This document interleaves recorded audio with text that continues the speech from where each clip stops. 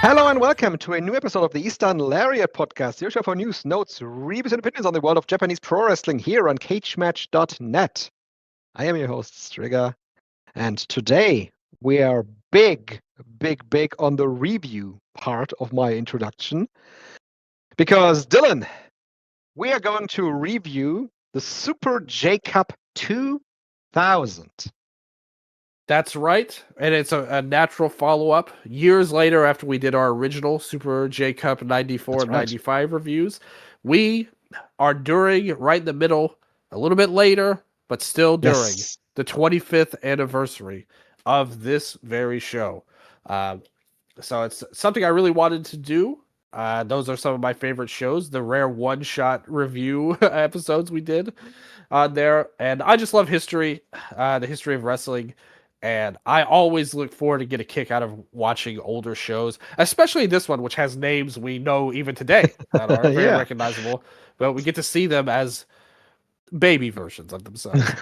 So I promised Dylan to do this show a while ago. We talked about that. I think we talked about that way last year. And on one of our last shows, I said, I'm going to do that. I'm going to watch the show that you wanted to. So I set myself under pressure to finally watch this one.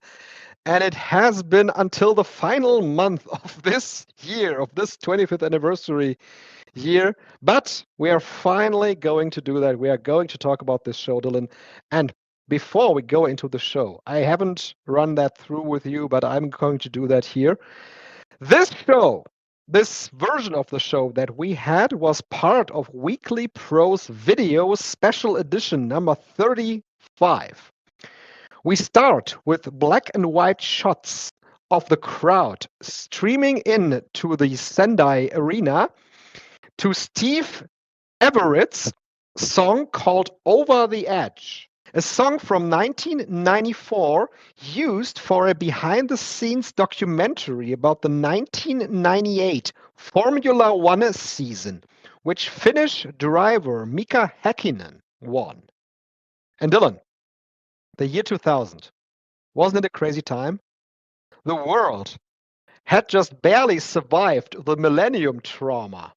Sid Vicious was the Millennium Man. Yeah, the Millennium Man, yeah.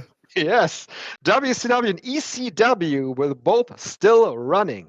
The Sega Dreamcast was still being produced. I first got access to the internet and learned there was a wide world of professional wrestling waiting for me out there. Atlantis and Villano Tres, Dylan, wrestled one of the best lucha matches ever. Yep. Germany played a horrible European Championship. Kensuke Sasaki was IWGP World Champion. No, IWGP Heavyweight Champion, I'm sorry. Pro Wrestling Noah only began to exist and All Japan lay into ashes for the first time, many times actually. Sony released the PlayStation 2. Britney Spears released Oops, I Did It Again. Google was in its infancy.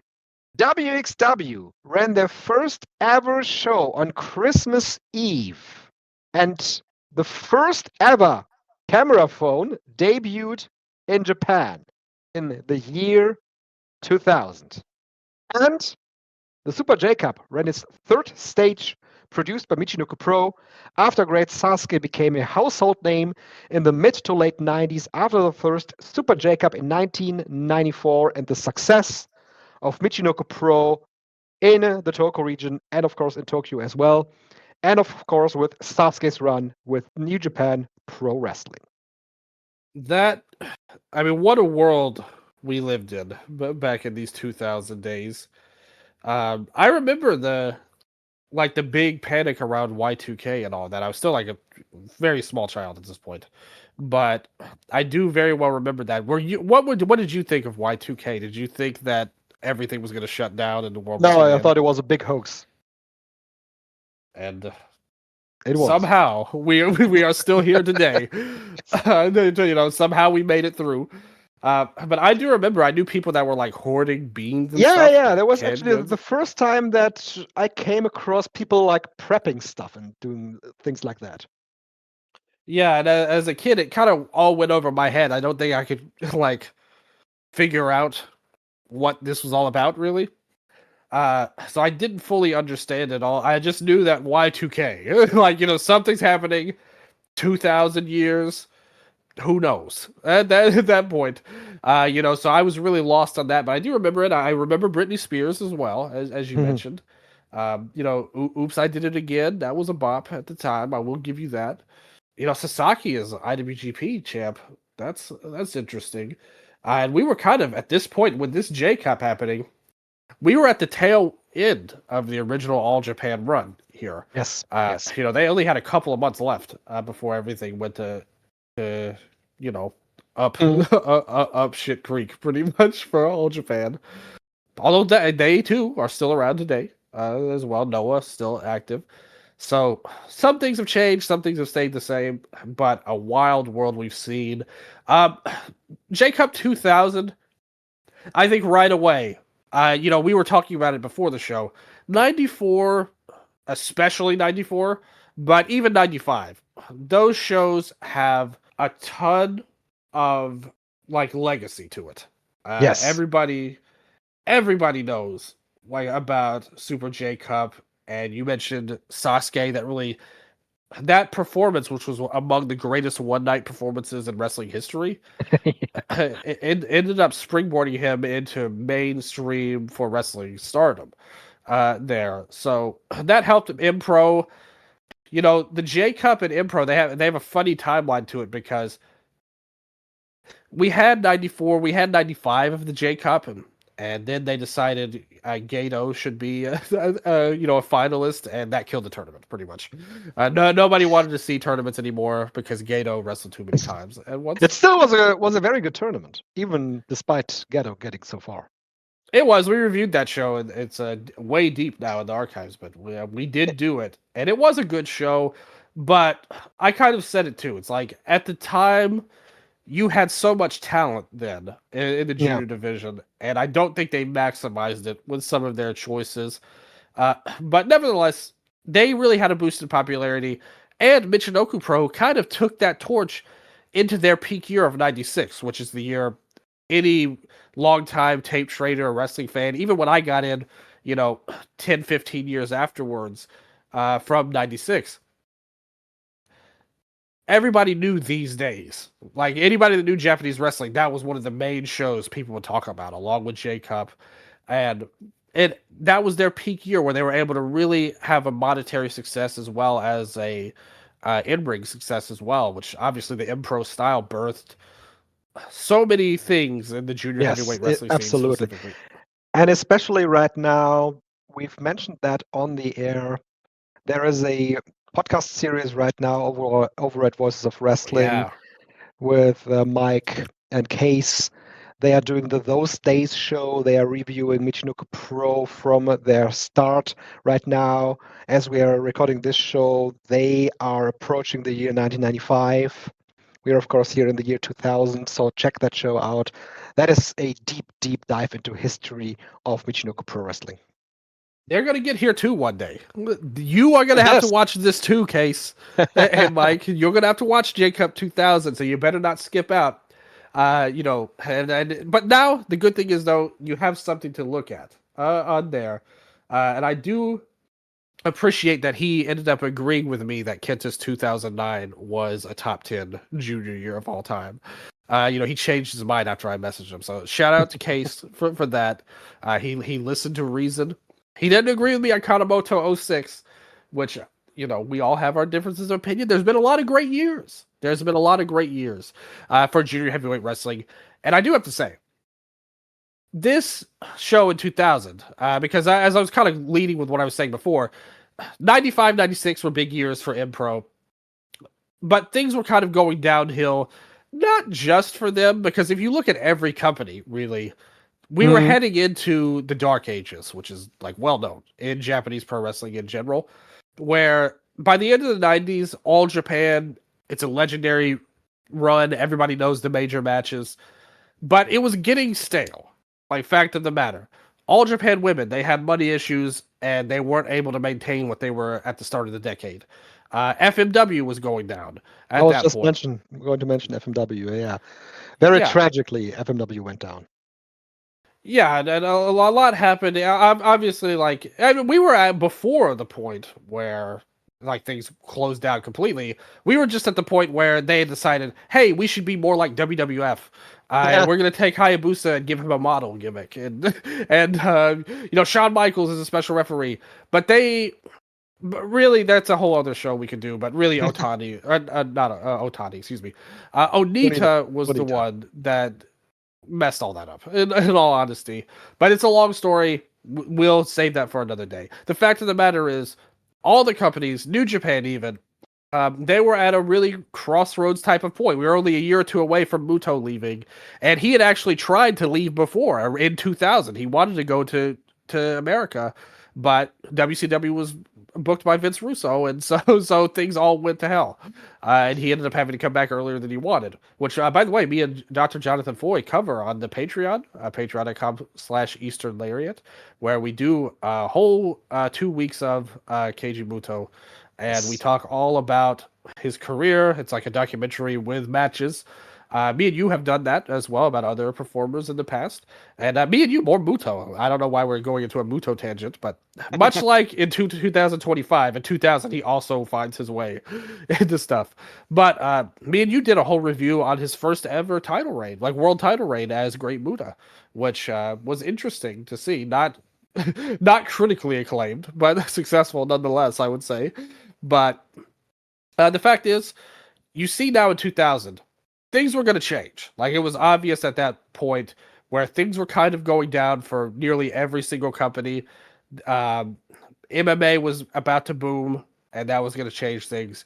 But nevertheless, going into this show, M-Pro was at a real crossroads where they needed something.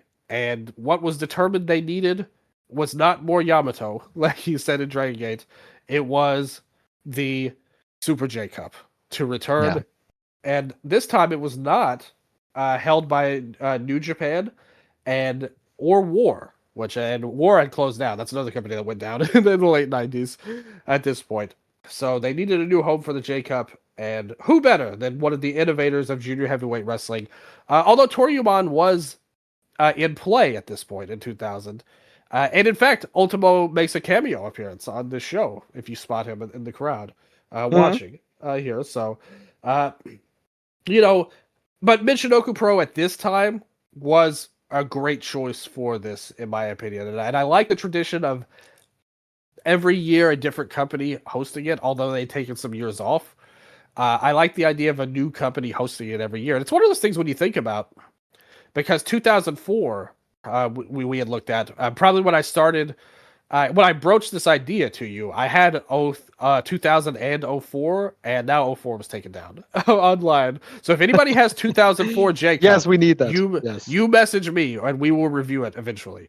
I promise. I actually would love to watch that, by the way. Yeah, me too. Because it's very interesting, like what you said about the 2001, the third stage of the Super J Cup. It came to a time when Michinoku Pro was actually on its down phase, and when Japanese wrestling overall was on its down phase.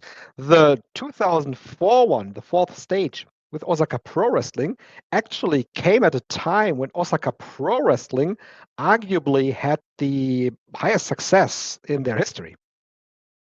Yeah, and I mean, even the birth of Osaka Pro spun off from Michinoku Pro. Right, of course. In the way. So it continued kind of the legacy of the M-Pro style.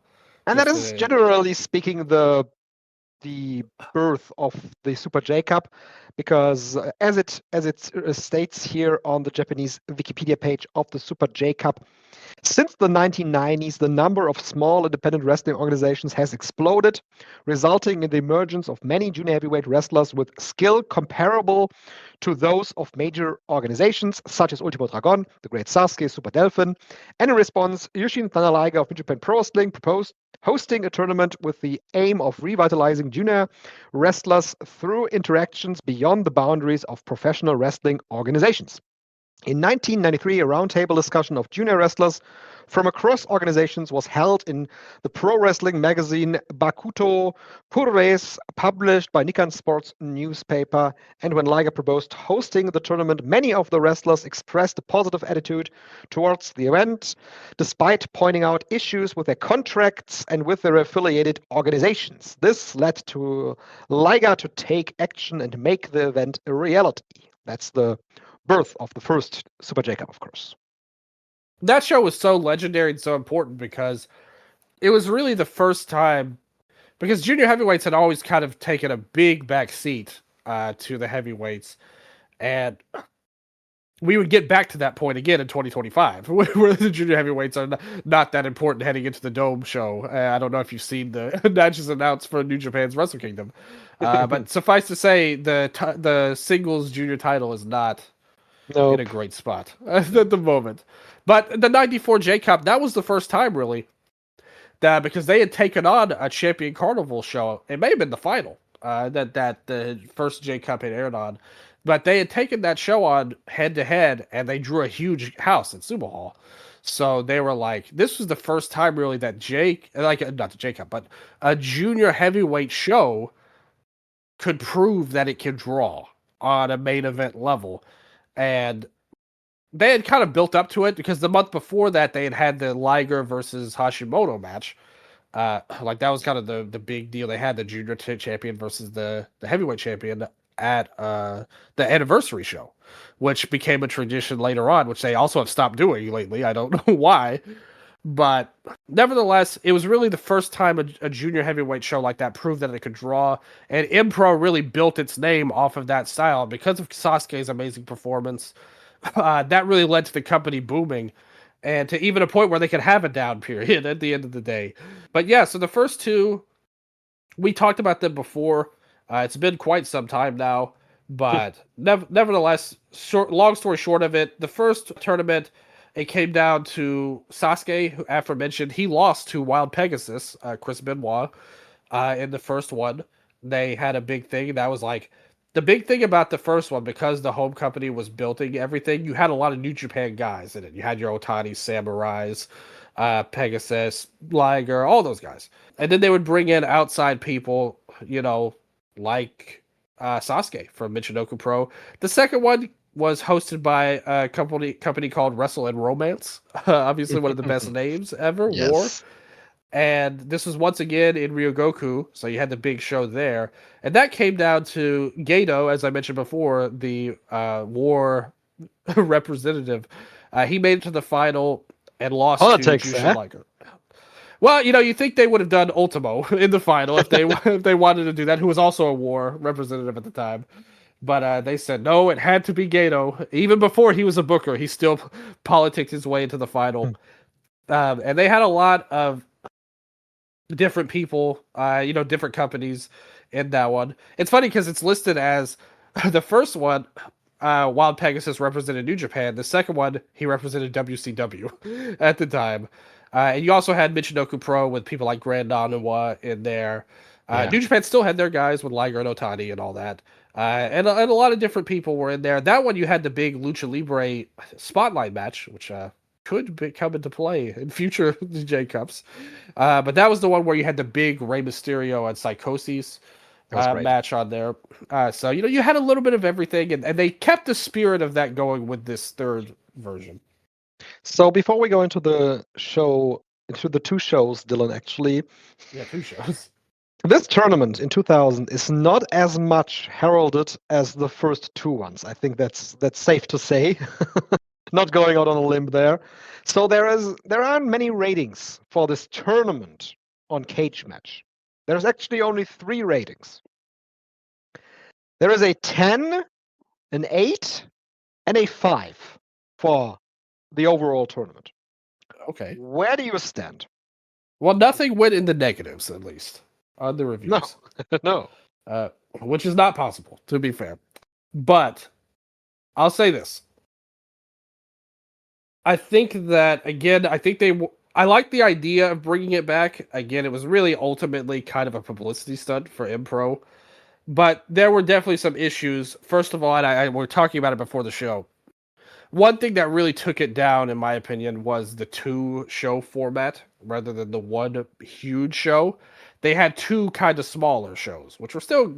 I mean, if you take them nowadays, 4,000 and 5,000 feels like Yeah. that would be a huge success. Although who knows how much they lied about these attendances. See, the first show, this Sendai City Gymnasium they were in, it is a very large building.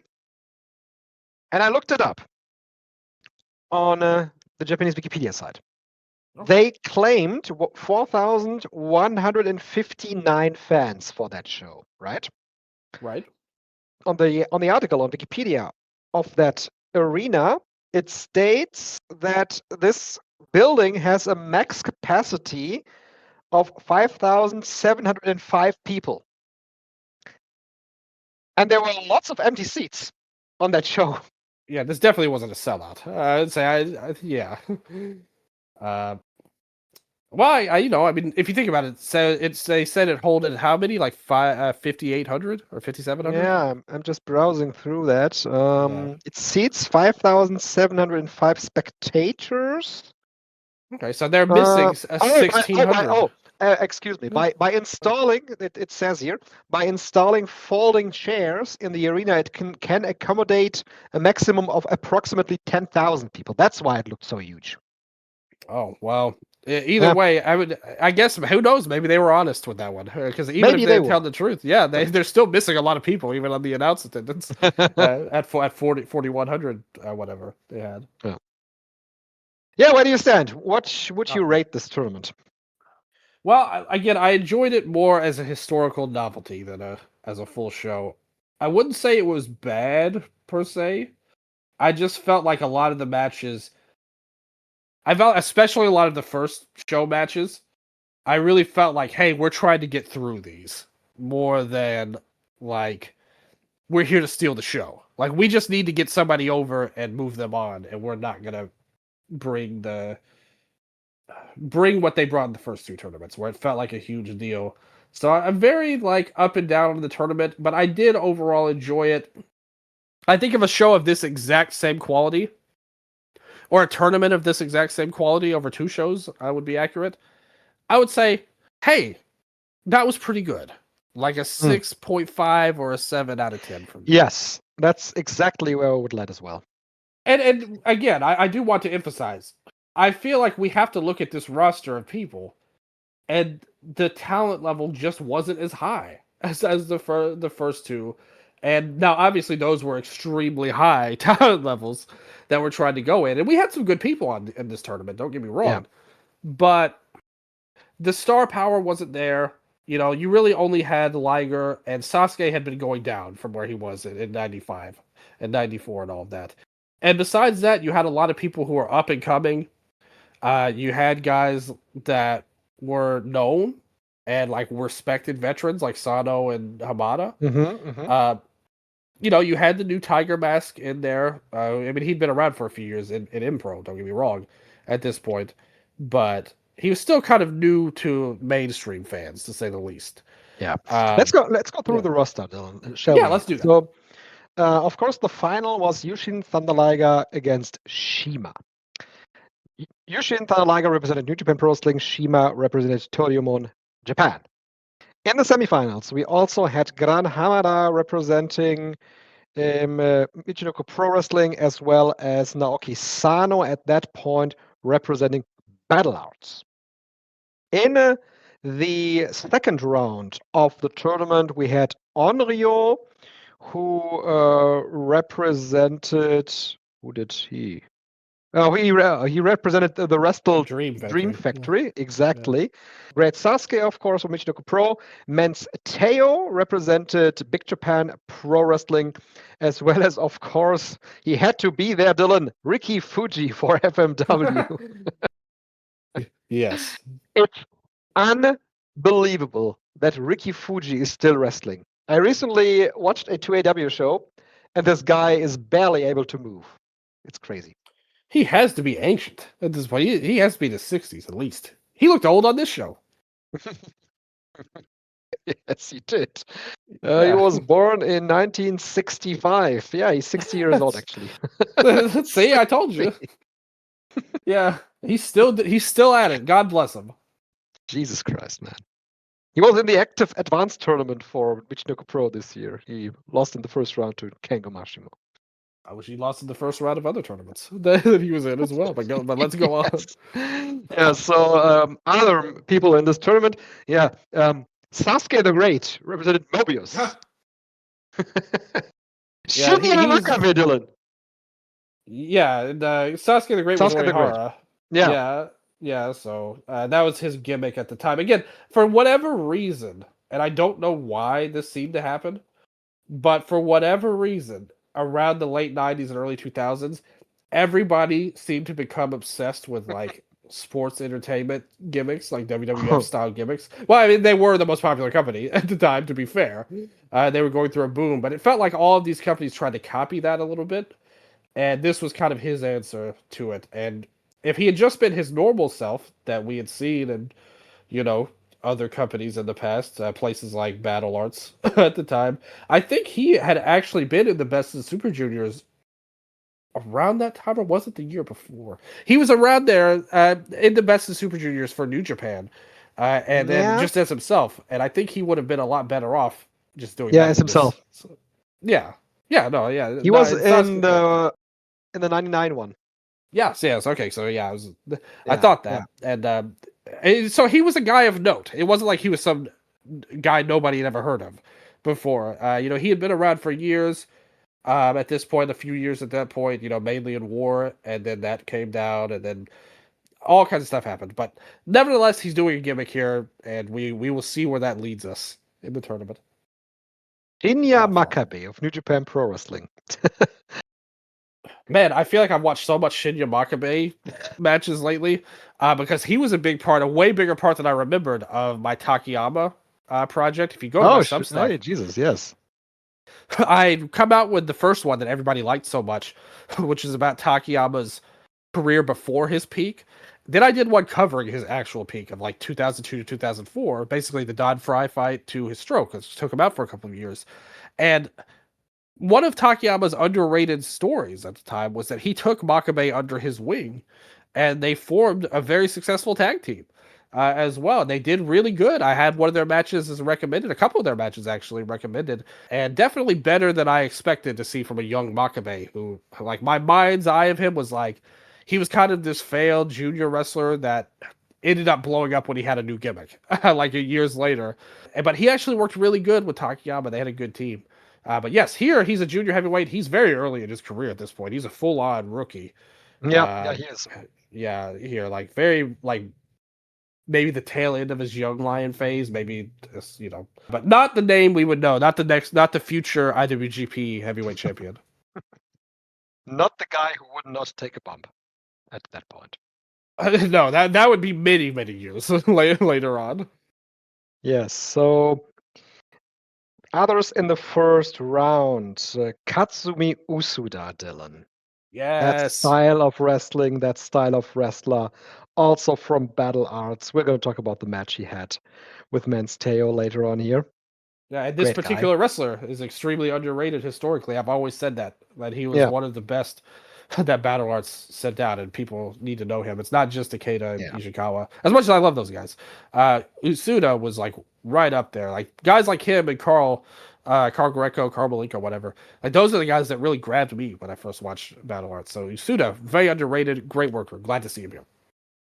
Yes, exactly. So you mentioned him already, the fourth incarnation of the Tiger Mask gimmick. He made his debut in 1995 in Michinoku Pro Wrestling. A little bit later than the tournament, he transitioned over to New Japan Pro Wrestling, became a regular for New Japan in 2002, still representing Michinoku Pro Wrestling, but then became a contracted member of the roster. Ever since has been Tiger Mask 4. There have been discussions about a new Tiger Mask, and there have been attempts with that, with Minowa Man. Yeah, Minowa Man, yeah. Yeah, most notably. And of course, Kota Ibushi was Tiger Mask W, but there never was a real fifth version of Tiger Mask. Well, hey, he's retiring next year. It wouldn't surprise me if we see that. Actually, to be honest, yeah, they really should do that. We had this discussion a few months ago. Actually, it's We like, did. what happened to all the masked wrestlers of this era? Like, there are no cool gimmicks and things like that, and anime-inspired gimmicks. It's like such an easy gold mine, especially nowadays. Yeah, it is. like you think you would be like going full throttle with it, but for some reason it just disappeared. And Tiger Mask 4 at this time, he definitely isn't the Tiger Mask of this time, and the Tiger Mask even when he went to New Japan a couple of years later are really different. Mainly that he tried here, Yes. and he actually got to show his actual talent, of which he was actually a great worker at one point. He also, even though he represented Impro, he had great matches in BattlArts himself around this era. So he was a guy that was actually the very first that was actually endorsed by Satoru Sayama, because Misawa and Kanemoto, basically the companies bought the gimmicks. That's why it flipped back Exactly. and forth between All And Japan of course, Yamazaki, that's the guy behind the gimmick, he had a Shuto background, a legitimate background in the very sport that Sayama invented. Yeah, and Tiger Mask was a disciple of his, and like I said, that was really his claim. It's like, okay, now we have one that the real Tiger Mask signed off on, and he was really great at Michinoku Pro up to this point. So here, definitely a long, and he would have a great career in New Japan, even though again, first decade or so, I really was disappointed in him, to be honest. But once he was able to become a grouchy veteran around the time Tiger Mask W came out, he clicked again, and I've liked his work as a grouchy veteran that can beat up the young guys. That's always a little bit enjoyable, but him as ace of the company as junior was not it for me, in my opinion. I think it's this New Japan theme song, in my opinion, is one of the most iconic Japanese theme songs because of the first 5 seconds of the entrance theme. You immediately know who is coming out, and you will always root for the guy because of the Go Tiger. Love that. Yeah, I mean, it's a great song. If you listen to it, it's all over YouTube. Definitely check it out. Well worth listening to Tiger Mask 4's Oiga Tiger theme. Now we're talking about music, Dylan. Hayashi from the Young Dragons from WCW. Another WCW rep. Yep, I watched that back in the day. WCW. I was a fan of the Young Dragons, of course. And Kasayashi was one of those guys that I was a custom of, and I knew him. And when I first started watching Japanese wrestling, he was back in All Japan, so I knew a guy. So that was great to hold on to.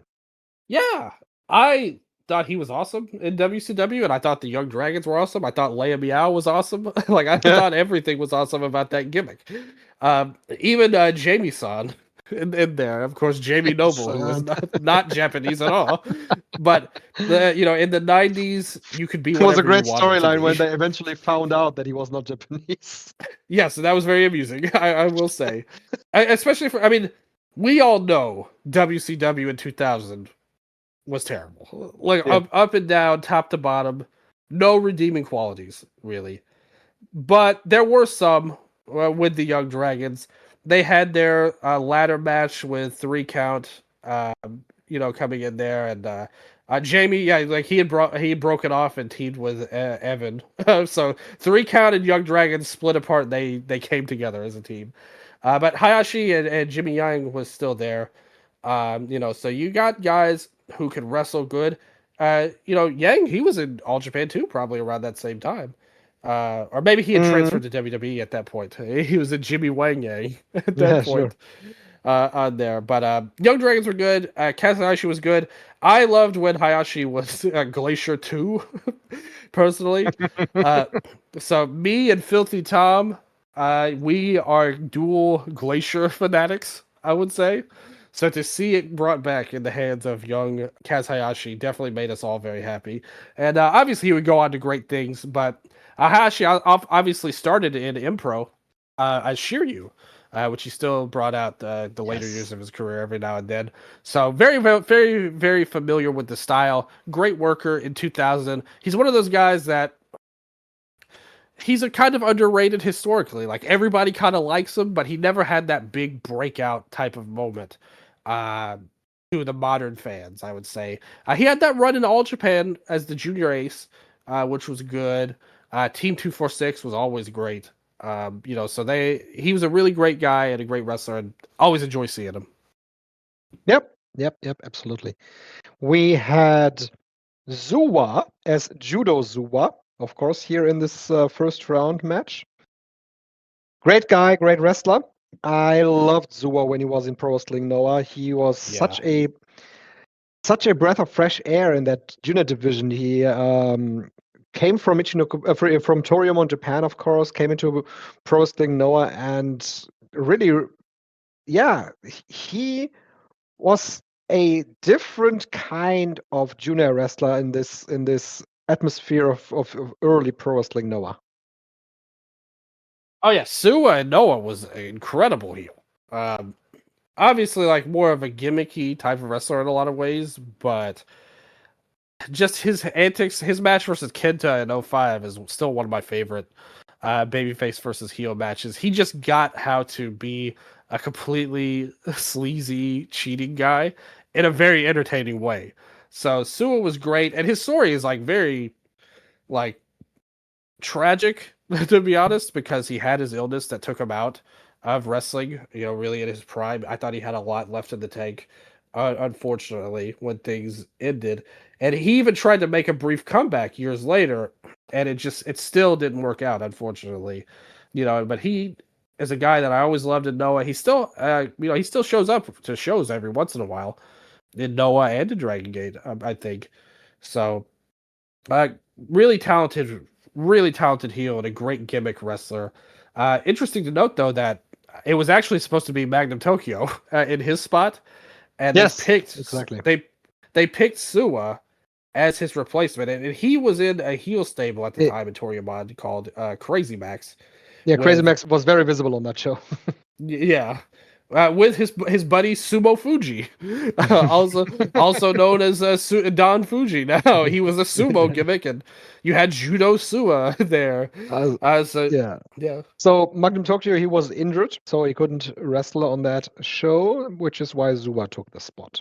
I think he would have helped actually. Like, not that I minded Suwa's running this tournament at all, but Magnum would have been a good star player to be at. I think he would have added some star power in 2000 because he was kind of like one of the main guys. Would he also have represented WCW? However, we do have to question at this point, along with Shima. Like you can argue, this Shima, is all this is WCW City right now. We're in. There's another one. Who also can represent WCW as well, but we will get to him in a second. Yes, because Curryman was in the tournament. Curryman at that point, he was a freelancer, but he was kind of in between. He was supposed, it's of course Chris Daniels, he was supposed to join WCW in 2000 or 2001. I remember that at one WCW Nitro that I watched from 2001, I barely had, like I said, I got the internet in 2000. It was very early in 2001 that Christopher Daniels and Michael Modest had a match at a Nitro show that ended in a no contest. And I can't remember who interfered, but somebody interfered and just beat up both guys. I think it was Steiner because he was doing like could have been. I think it was Steiner. Yeah. Yeah, his valet also beat them up as well. So of course they got geeked out there. Yes, but two great wrestlers though. Yeah, he was supposed to join WCW, but didn't come through in all the chaos and all the melee that WCW was at that point in time. And of course, Ricky Marvin Dylan, one of the true aces of the Pro Wrestling Noah Junior division. Well, Daniels too. We have to say that despite all of that, he did get to also make a brief run in WWF, being a part of the light heavyweight title tournament as well. Yeah. Mm-hmm. So we do have to give Daniels his props there. Oh, I'm a huge fan of his as a person too. Like he was really very cool to me early on, and he did not have to be at all in my wrestling and even writing about wrestling. Very cool guy. Like, yeah, very good, knowledgeable dude. Ricky, I wouldn't say he was an ace of the Noah Junior division, but he was Well, it was a maybe a player. bit much. Yeah. Yeah, like he was a player and somebody who had some incredible matches. He was super talented. A guy that you look at his run, and almost all of his memorable matches are in Noah against people like Kenta. I think everybody knows their legendary 3-minute match, but they actually had other matches too that were great, not just their famous one.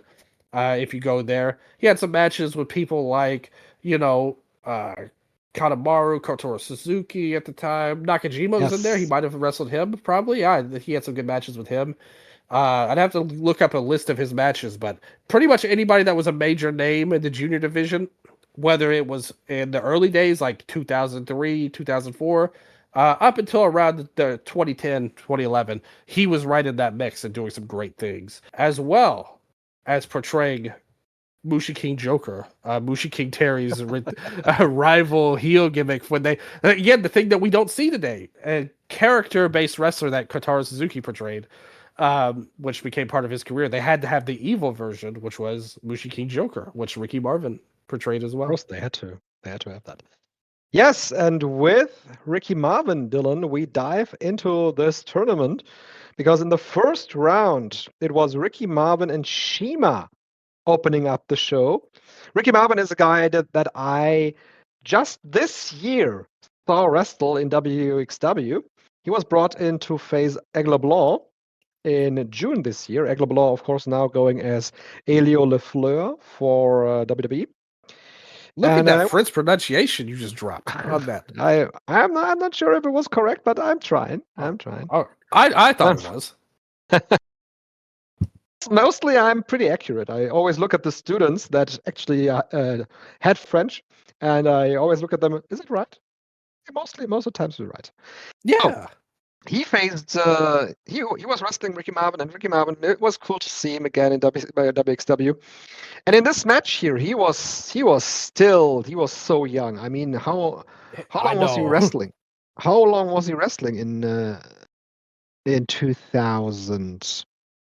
He'd probably been around maybe 5 years. 5 years. 5 years. Okay, yeah, that makes sense. 5 years. Yeah. As much as Tiger Mask. Yeah. So yeah, except he was only like 20 or something here. He looked like a lot younger than Tiger Mask. Yeah, CIMA was wrestling since '97. Yeah, so 2 young guys here opening the show. I thought it was a well-chosen match for the opening of this tournament because and it was one of the best matches of that first round too. So early on, CIMA is taking control with a Senton Atomico and low drop kicks. Low drop kicks was one of the tools that CIMA used a lot in this tournament. Ricky Marvin countered with a wheelbarrow arm drag, swan dive hurricane rana, also something that Marvin did a lot here in this tournament, as well as a tornillo to the outside. You mentioned Crazy Max, Taro, and Sumo Fuji. They are ringside with CIMA, and they sometimes interfere in the matches in this tournament too. CIMA lands a head scissors and backs Ricky Marvin up into a corner. And one of the key parts for CIMA here was the iconoclasm. Ricky Marvin counters the iconoclasm here and almost gets a 3 count with the Misterio Rana. It looked great as well. Ricky Marvin also hits a muscle buster and an Ultra Hurricane Rana for a 2 count. Tornillo counter with a drop kick. And finally, CIMA is able to land the iconoclasm and the mat splash for the win, laying the ground for his later success in this tournament with this combination of the iconoclasm and the mat splash. This was a good opener. Yeah, both of these guys so young in their career. It really threw me, to be honest, to see these guys at 20 years old or however old they were at the time. And especially CIMA. And I mean, Ricky Marvin's changed so much over the years in terms of look. To see these guys do this high speed stuff. And I tried to watch this in the mindset of not just now, not just us watching it, but as somebody who maybe was thinking of a 2000s type of wrestler. We hadn't quite gotten all the way into the world of Super Junior wrestling like this. Yeah. This high speed style felt so great because this action was lightning fast. It's one of those, I think, if they had given it just a little bit more time, this could have been something really special. Like it could have been on the level with the 94 matches. If they had given this twice the amount of time as they got, because only got like 5.5 minutes. Yes. Yeah, if this had been a 10, 15-minute match, I think it could have been something crazy great because they were really hitting it like everything they got, spot. Everything was great. So really enjoyed this match a lot. Obviously, it doesn't have the legacy of the Kenta match, which was also very short. But I thought this was a great opener, and like you said, one of the best in the first round. But I was just mainly impressed with both guys in it. And I watched this.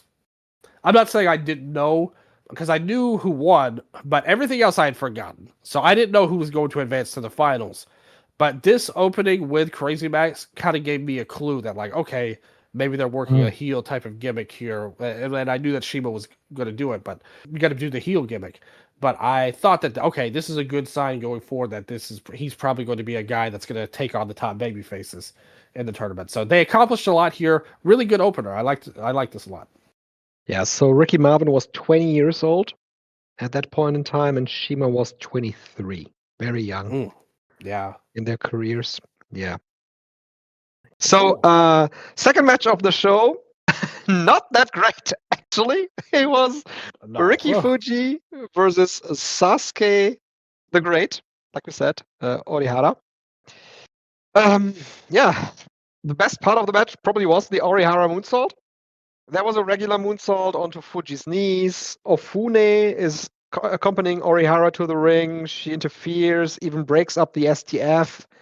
Fuji tries a Manjigatame, and that fails. And then there is this part where he just kisses Ofune, which, man, at that point in time, there was still something that just went, and anybody could just do that. Just there's a woman, and anybody kiss that woman on the apron.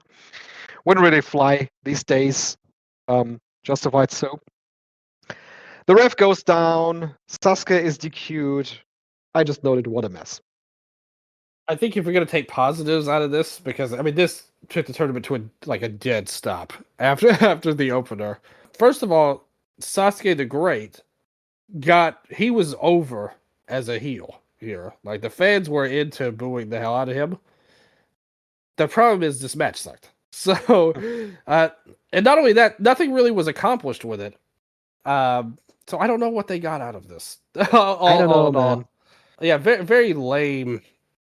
Like after we started off really hot and heavy in the match that I imagined in a J Cup, we got this heel manager gimmick bullcrap type of match. Ofune would go on to marry Taichi later. Yes, exactly. Yes, yeah. That's right.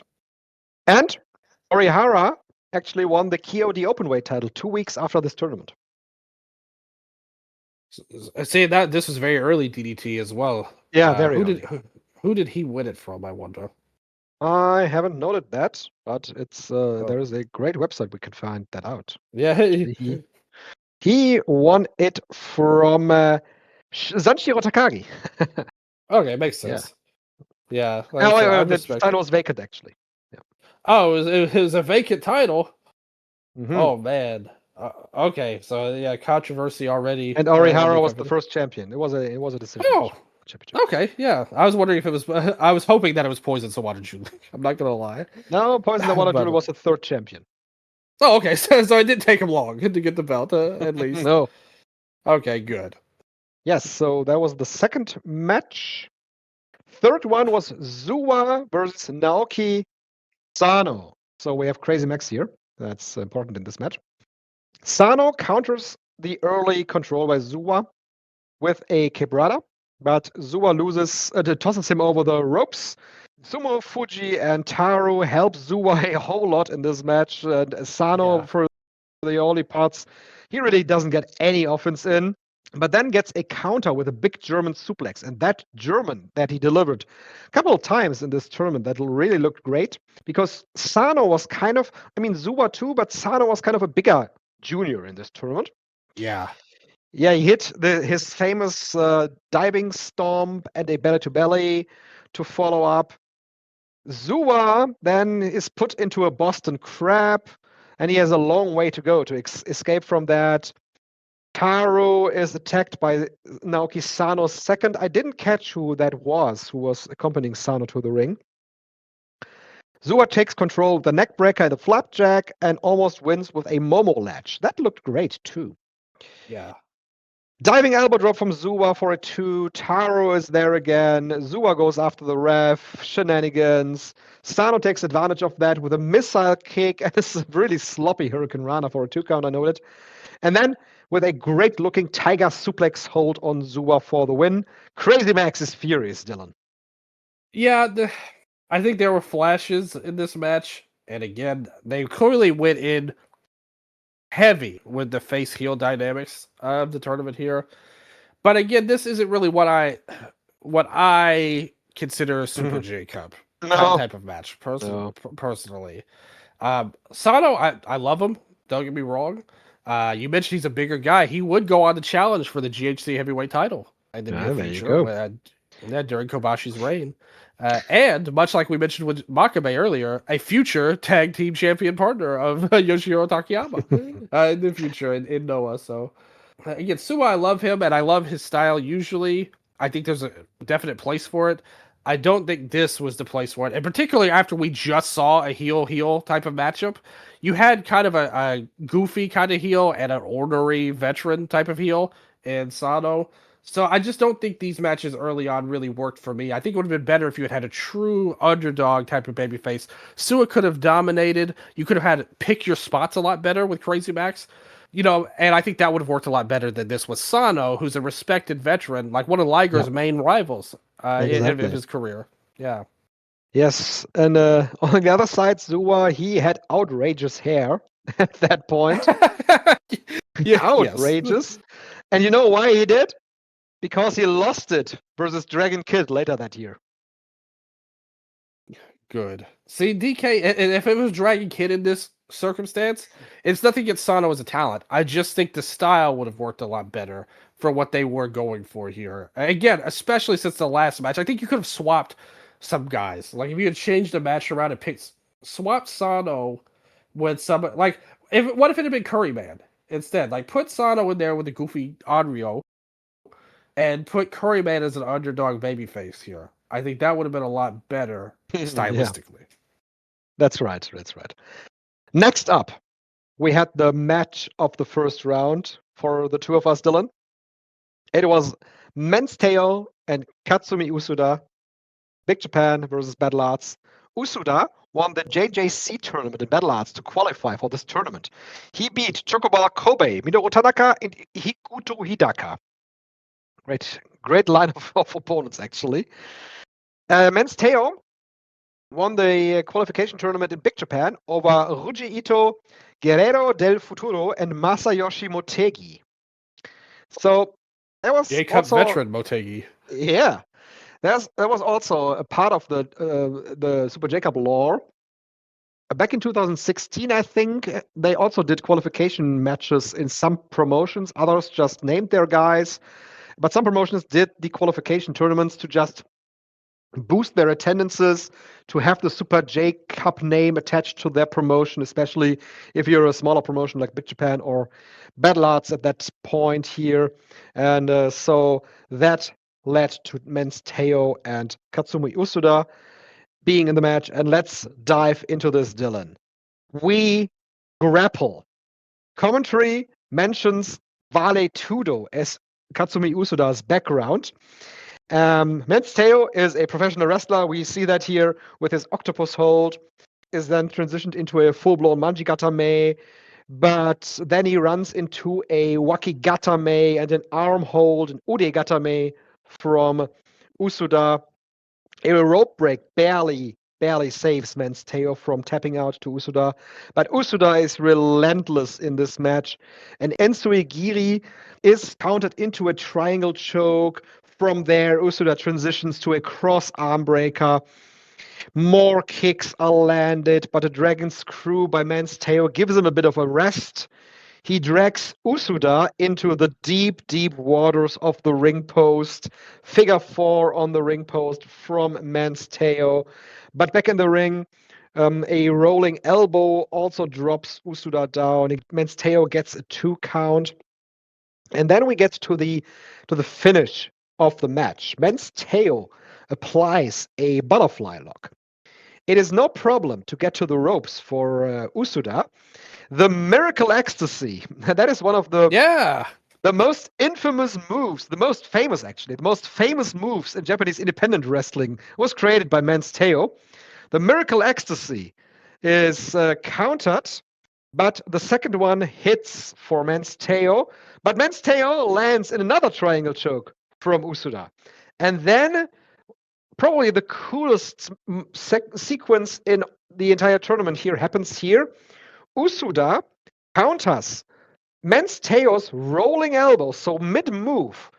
He wants to apply a wakigatame, but Men's Teioh then counters that attempt of the wakigatame into a pin for a 2 count and a European clutch for a 2. That sequence, I think I watched 4 or 5 times because it looked so fluid and so great. Yeah. Oh, a million times. Yes, like I wish somebody would like steal this now, because it was, like you said, they were perfectly matched at this point, because it wasn't just one sequence even. They were really flowing well in this match, I would say, between the technical stuff. We had the brief bit with the Miracle Ecstasy, as you said, which is kind of like a choke slam into like a spine buster or power bomb type of thing. Like you said, very noteworthy move, especially K Dojo when I was coming up. They did a whole storyline around it. But the technical work these guys showed, first of all, I do have to say too, Men's Teioh, what a mark. The figure 4 behind on the round the leg post. This guy is such a mark, man, for Terry Funk. We will see that later in the tournament as well. Yeah, exactly. And the Hitman, all the greats of the American wrestling scene. But I love it. I say this with pure affection. And then he just switches up from the pro wrestling style to like, hey, we can do all of these freaking crazy, intricate counter moves. So, Men's Teioh, I love that guy. Yeah. And this leads us right into the finish. Big strikes again from Usuda, but he runs right into Men's Teioh's tornado clutch, 403 count. I know that this was a great styles clash. Yeah.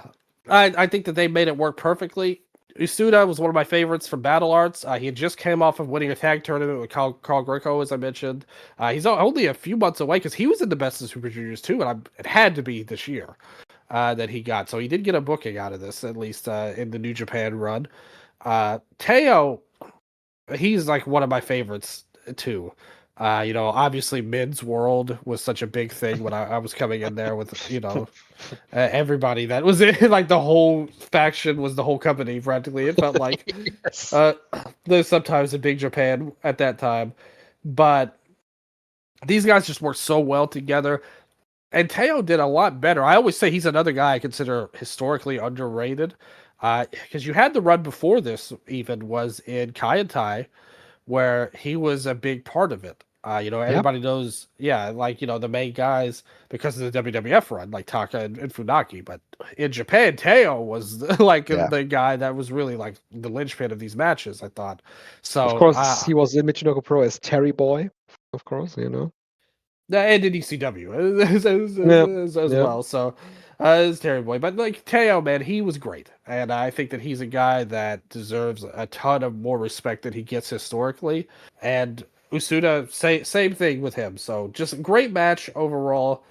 And I thought, like you said, the best of the first round. And unlike the opener, which was great in its own way, this got double the time as the opener almost. So it was really able to be more fully fleshed out and feel like, okay, maybe it's not the high-flying spectacle match. It was much more grounded, but it was still very high quality, and they got to have a really good match, even in the mid-card. Yeah.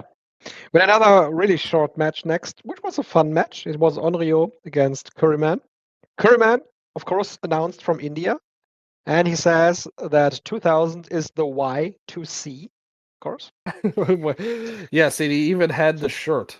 That's in Y2C as well that he wrestled in. Good stuff there. Although, again, we're kind of changing nationalities at this point here. Yeah, like I said before, Onryo from the Wrestle Yume factory. There's an early Frankensteiner by Onryo. Where the hell was he from? Unreal. What Unreal. dimension was he from? Yeah. From the grave, I guess. I don't know. Yeah, because we need to just explain this guy for a second. So he's like a supernatural zombie monster type of gimmick, and he's another guy that still wrestles to this day. By the way, He does. So if you are a 666 fan, you will heavily know the name of Onryo.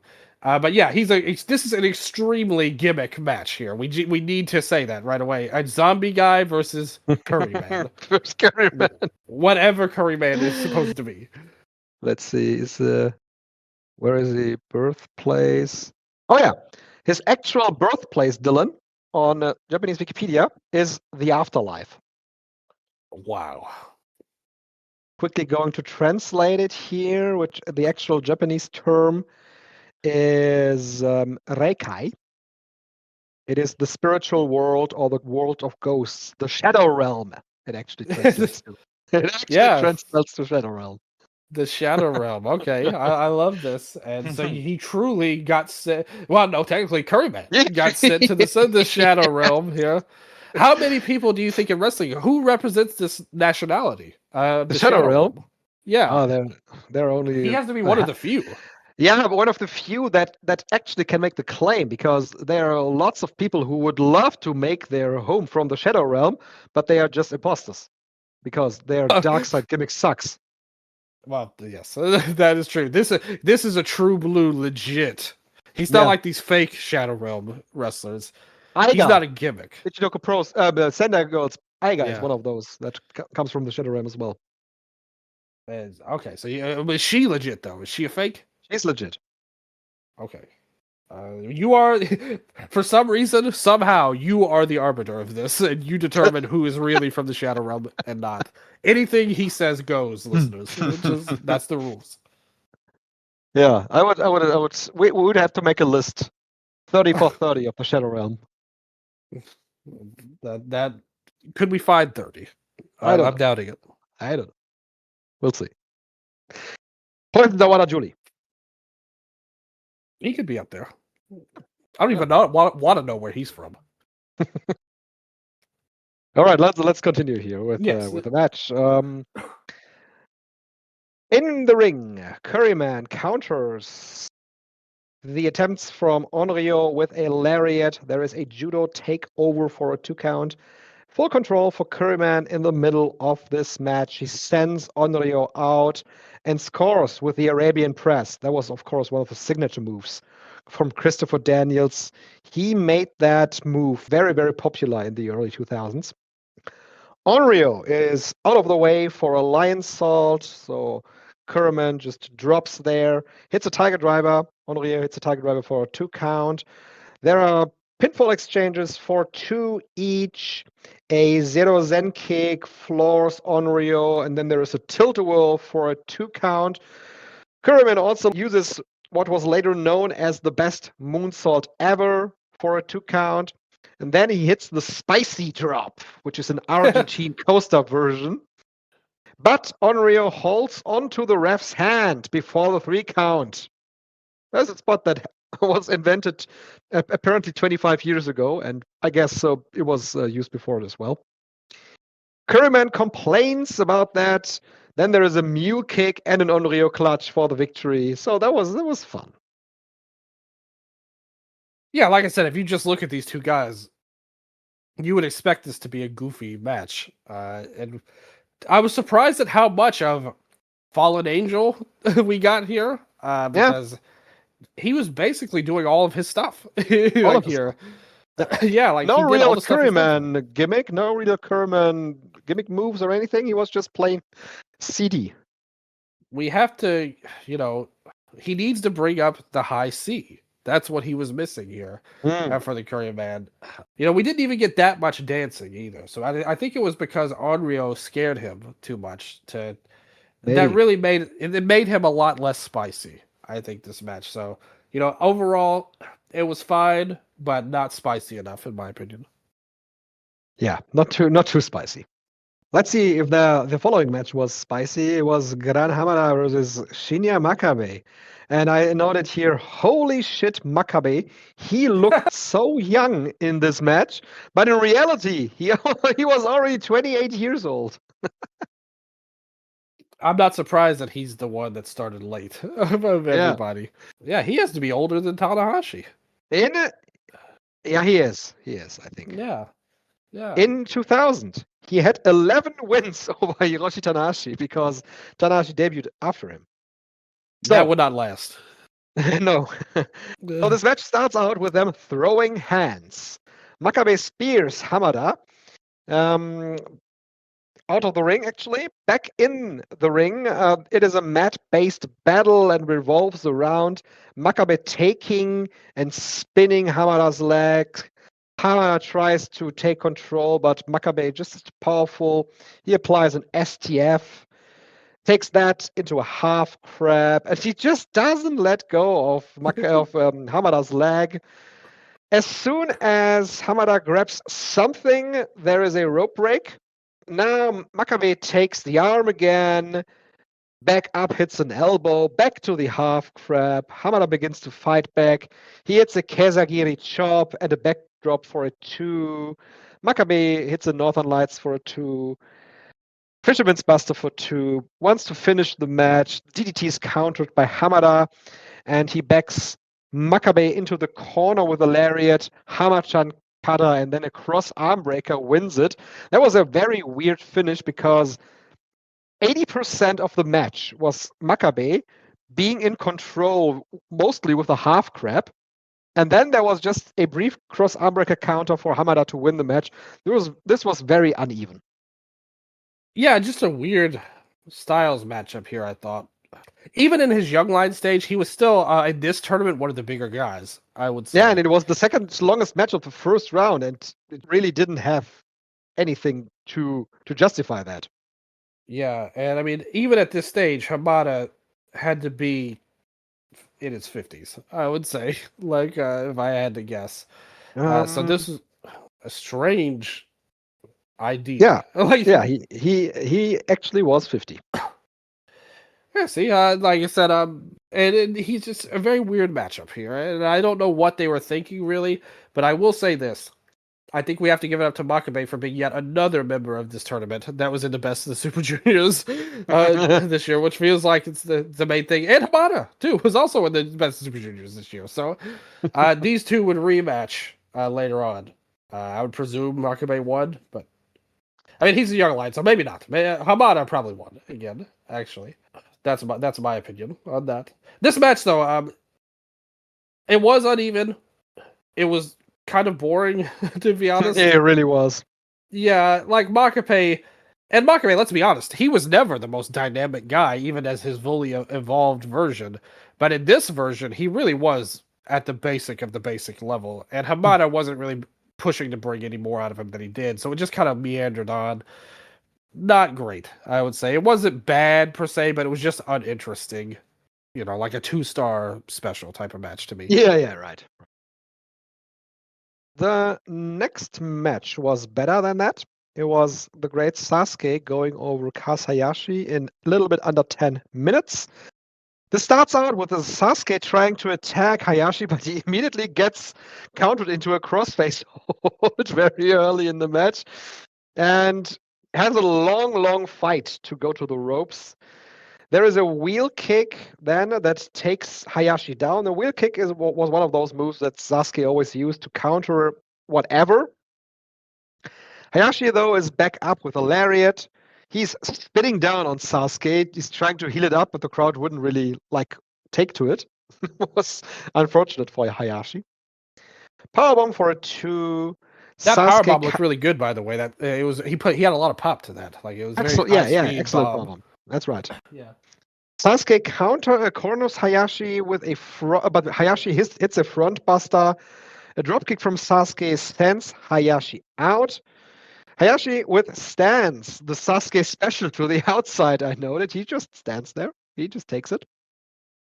The moonsault, however, catches Hayashi. Hayashi goes then back to the crossface inside the ring. Late in the match, Sasuke tried to hit the Senton Atomico, but that misses completely. Didn't even touch Hayashi. Hayashi sends him out with a lariat. Then there is a tope from Hayashi, and the third attempt of the cross ace is then countered with a kick to the knee by Sasuke and a huge splash mountain powerbomb from behind for the win for the great Sasuke here.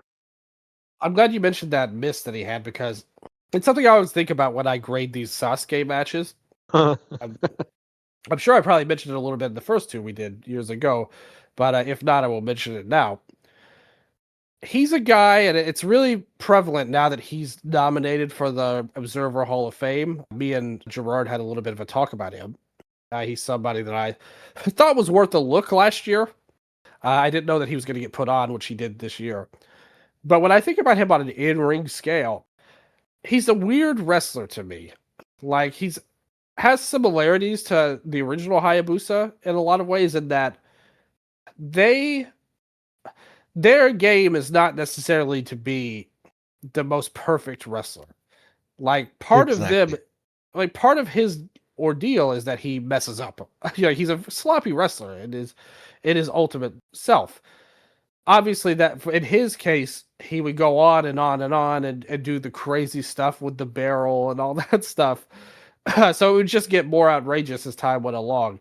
But that's kind of his thing to me, is that, like, he's not that great as a pure wrestler. He has good moves that he can do, and if he's in the right opponent, things can really lay out well. But I do think there are certain times where I think he lets things down, and he's just kind of in his own world, it seems like, at times. Because if he messes up, it doesn't really matter to him. He just moves forward like it was fine. And so I think that's like something to look at. Hayashi was more of a technique-based wrestler, and I think better in-ring overall. Although obviously Sasuke is more influential and all of that stuff later on. But overall, I thought this match had more to it than a lot of the earlier matches. And it felt like a match I would want to see in terms of name value, which is really one of the only ones of this first round that felt like it had good star power, so to speak, for this kind of tournament. Even in 2000, Hayashi had already done his thing in Impro, had the WCW run. So, like, this was a good first round matchup, but it's a match I wanted to be great, and it actually wasn't. Like, I would give it like a 3-star special. Like, it was better, way better than the earlier matches, than a lot of these earlier matches. But I wanted it to be better than it actually was. Dave Meltzer gave it 3.5 stars back then. So he liked it. Well, that's a wreck. And this isn't Dave-flation Meltzer either. Like, he was much more normal with his star ratings in 2000. Yeah. And he also liked Jushin Thunder Liger versus Tiger Mask. It's alongside Shima versus Ricky Marvin, the highest rated match of the show. Both matches got 3 3/4. I think that's accurate for both matches, I would say. Yeah. So the main event of this show is, of course, the hometown boy with Tiger Mask going against the big star from New Japan Pro Wrestling. And the first move in the match is a big plancha from Tiger Mask. Liger then, though, takes over on the mat and changes his head scissors to a camel clutch, tortures young Tiger Mask. Similar to the last match with a long submission hold. Powerbomb for a 2. Liger's powerbombs also look very vicious. Yeah. Tiger Mask is set back into the camel clutch, and Liger applies the Dojima sleeper. Oh, actually, no, that's Tiger Mask doing that. Tiger Mask doing the camel clutch and the Dojima sleeper. Liger is in the middle of the ring. Tiger changes that to a cross arm breaker, but Liger is again back on top. He's very slick at this point in time. He always is able to like transition from his opponent's submission moves to his own submission moves. And he applies a Romero special that is turned into a Dragon Sleeper. Tiger Mask eventually escapes, counters with a nice-looking body press, and goes for the double arm suplex, but then hits an Enzui on Liger. Tiger's diving headbutt misses, so Liger is back on top. Showcase against the opponent on the mat. That's a staple of Liger in this tournament. The opponent is on the mat. He just stands on top of them, or stands above them, and just slaps them into the face. Crowd boos him heavily for that. Yeah. Tiger then ducks a Shotai and sends Liger down, which got a great pop from the crowd. Tiger suplex only for a 2 count. Signature high kick from Tiger. Double arm suplex from the top rope. That used to be the finish for Tiger Mask for most of his early run in New Japan Pro Wrestling. Yeah, see, that was sellout Tiger Mask finish. It was like this we got real Tiger Mask here. He almost wins the match with a cross arm breaker. Really great looking rolling Sawat kick from Tiger as well. Liger, though, counters it with a Shotai again. Liger bomb and a brainbuster only for a 2 count. That was Liger's favorite finishing combination. And for that 2 count, the crowd goes crazy, Dylan. Shotai kick out for a 1. Crowd goes crazy. Tiger stops the Shotai once again. Like he holds on to Liger's hand. But the other palm from Jushin Thunder Liger hits him for the win. This was a great main event. Yeah, this match was really good. I probably would have said it was the best match of maybe the whole tournament. I do have some issues psychologically with this, though. Knowing, like, after the tournament's finished, I wonder why they did it this way, to where Liger was so great. And this is something I've always said. I know Liger's rep is as, like, the superhero guy and this legendary figure that everyone loves so much. But the real best version of Liger is heel dickhead Liger, which we saw in this match and in Noah in a couple of years when he invaded. That was the best Liger. And we saw that here, and he was great at it. The part where he was taunting him and the fans, he was just kind of like playing with his food a little bit. He hit those shotays, were so like super high impact. All of these guys' stuff looked really good. But I really, considering where they were going to go in the next show, I think it would have been better to have Liger as more of a babyface light, considering what the finals were going to be. Overall, and I would have liked that to play more into it rather than, okay, he's just going to be a babyface just because he's a big star at the end, which is kind of what happened. Yeah. That's I but still, a strong match. And you look at this first round, overall, you had the opener, which we both liked a lot. Yep. We had the main event, which we both liked a lot. We had Teioh and Usuda, which we both liked a lot. And Sasuke and Hayashi, which was good, but not as great as we wanted. So that's basically half the matches. Yeah, and also like a really fun short match with Onryo and Curryman. Yeah, exactly. So, this first round was, and even other matches, besides the Fuji and Sasuke great match, they weren't bad per se. They were just like 2 stars. So I would say this was like a good first round. Even though we didn't have maybe the star power of the previous shows, I thought match quality wise, this was not a bad first round, honestly. No, and it totally stands the test of time, right? Yeah, that's something that's important to say too. Yeah, and especially for a tournament like this, like you said before, some of those guys, they were really influential in their styles, and especially in the mid to late 90s. For Michinoku Pro and what spawned from Michinoku Pro, Toriumon, of course, and Osaka Pro, and all the other companies that spawned from there.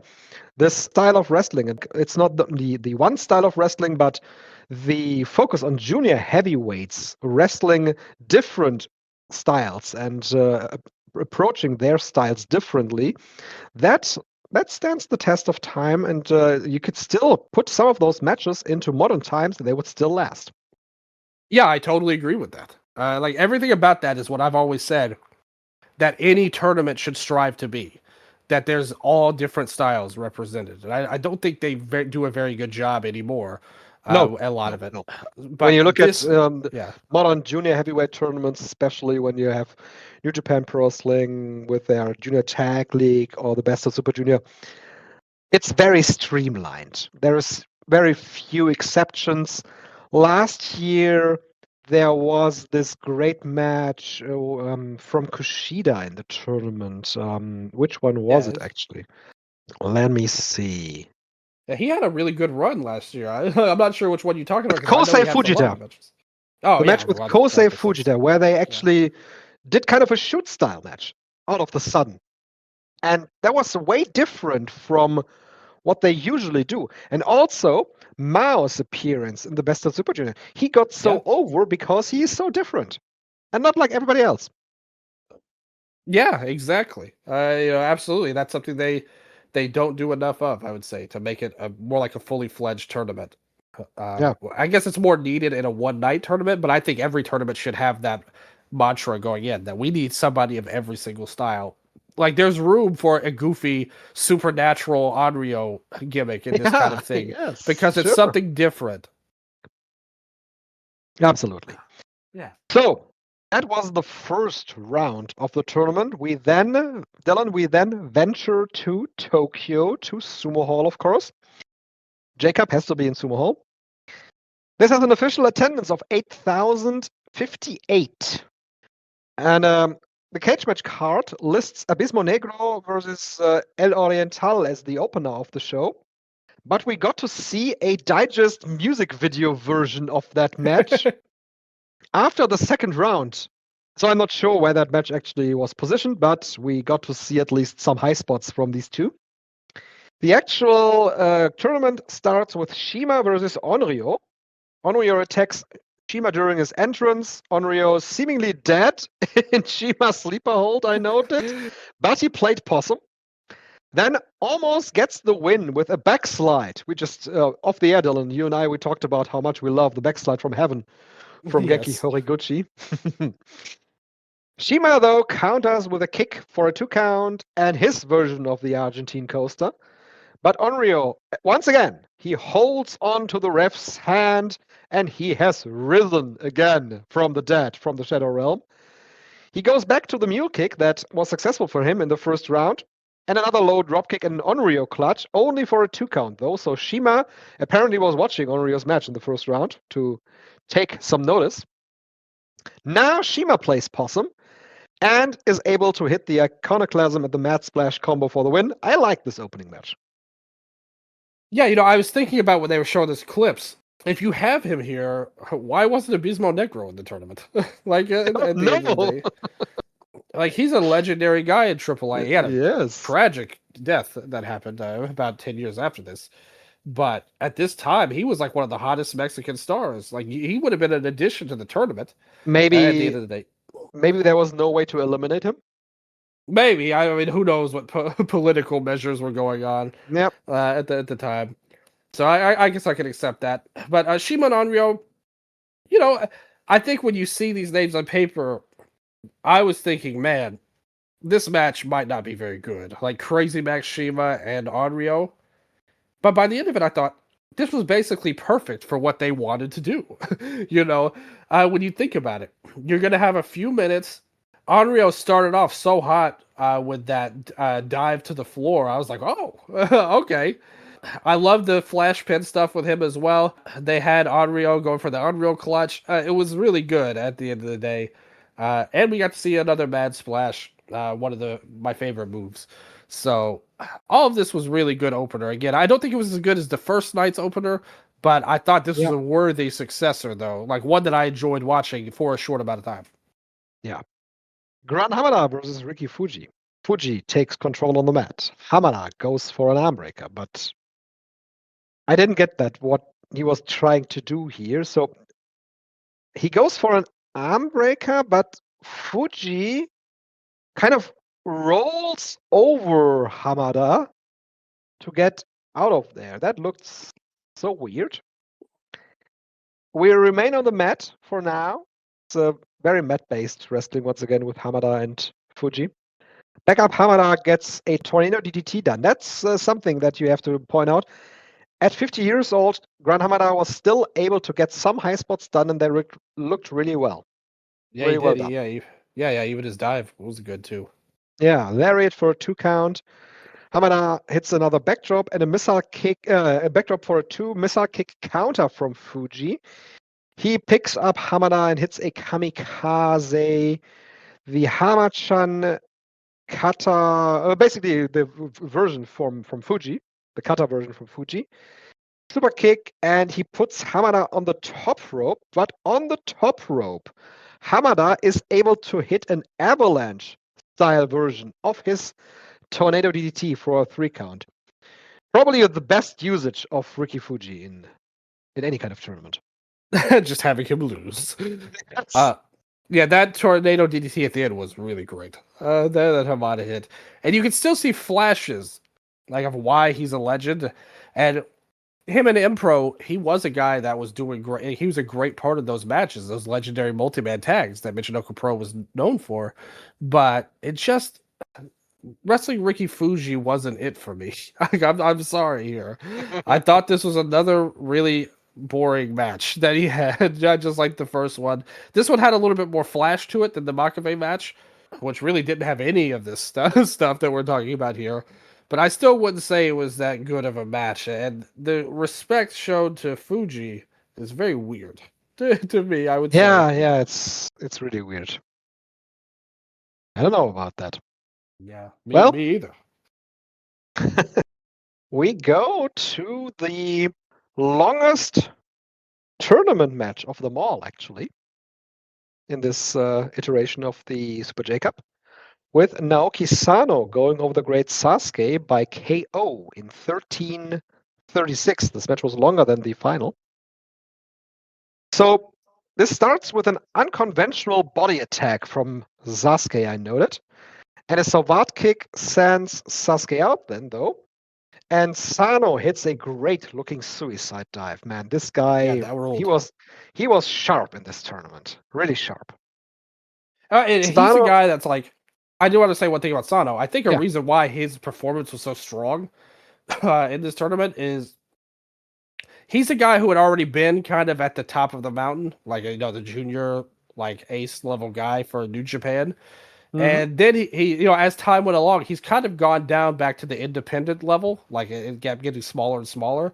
And this felt like his shot, yes. again. And I think he took it as his chance, and that's why he really put his maximum effort into this. Great point on your end. Yes, absolutely. So Sano can't control Sasuke. He hits a wheel kick and drop kick. Sasuke special follows. This time it goes through. On the apron, there is a battle for a suplex, which ends with Sasuke eating the apron corner. Of course, Sasuke does that. He's in pain, but gets a 2 count from another body attack. He hits a moonsault. There is a powerbomb counter. He counters Sano's powerbomb attempt with a backdrop. Leg roll clutch hold for a 2. And a Tenzan tombstone driver as preparation for a moonsault for Sasuke. But Sano is up there, and he hits one of the biggest moves here in this entire tournament. He hits a big release German suplex almost from the top rope. Then a release. Yeah, absolutely. Then a release dragon suplex. Sano waits for Sasuke to get up, and I was thinking, why are you doing that? Why are you not pinning the guy? But he kicked him to the back of the head, of course, honoring his BattlArts affiliation. And Sasuke can't answer the ref's count, so Sano wins with the high kick via KO. And I thought it went a little long in comparison to all other matches in the tournament, and it was kind of good. I noted. I was kind of thinking that these two had a better match in them. There were good parts in this, but like I said, it was a little long, maybe. I agree with that. I think if they'd swapped the time length with this and the Usuda match, it would have benefited both, actually. And because they were more evenly matched in the other one, and this one was like a total styles clash, pretty much. What did you think of the finish here? Yeah, like I said, I thought it didn't really fit the match at all. Yeah, because I was thinking that the German and the German and Dragon suplex combination actually was perfect to end the match, but they didn't do that. They did the KO finish, and I was under the impression that maybe it was a call to not have Sasuke pinned. Yeah, that's what I was thinking too. And that's why they did it. Yeah. And why did they do that? Why didn't Sasuke just win? Like with all due respect to Sano, who I thought was good in the tournament, Sasuke could have easily have won and been a bigger fan favorite, I would say. And it would have made more sense. And that's another reason why I didn't like Shima at the end. Like Sasuke being the babyface against Shima in the semifinals would have been much better. I think they were trying to feed two. I'm messing up this idiom right now. They're feeding. They were trying to serve two masters. That's what I was searching for. Oh, okay. They were trying to serve two masters because one point is they were trying to eliminate Great Sasuke in this tournament without pinning him, and also they wanted to push Shima. But with Sasuke going through to the semifinals against Shima, I don't think Shima would have won the match.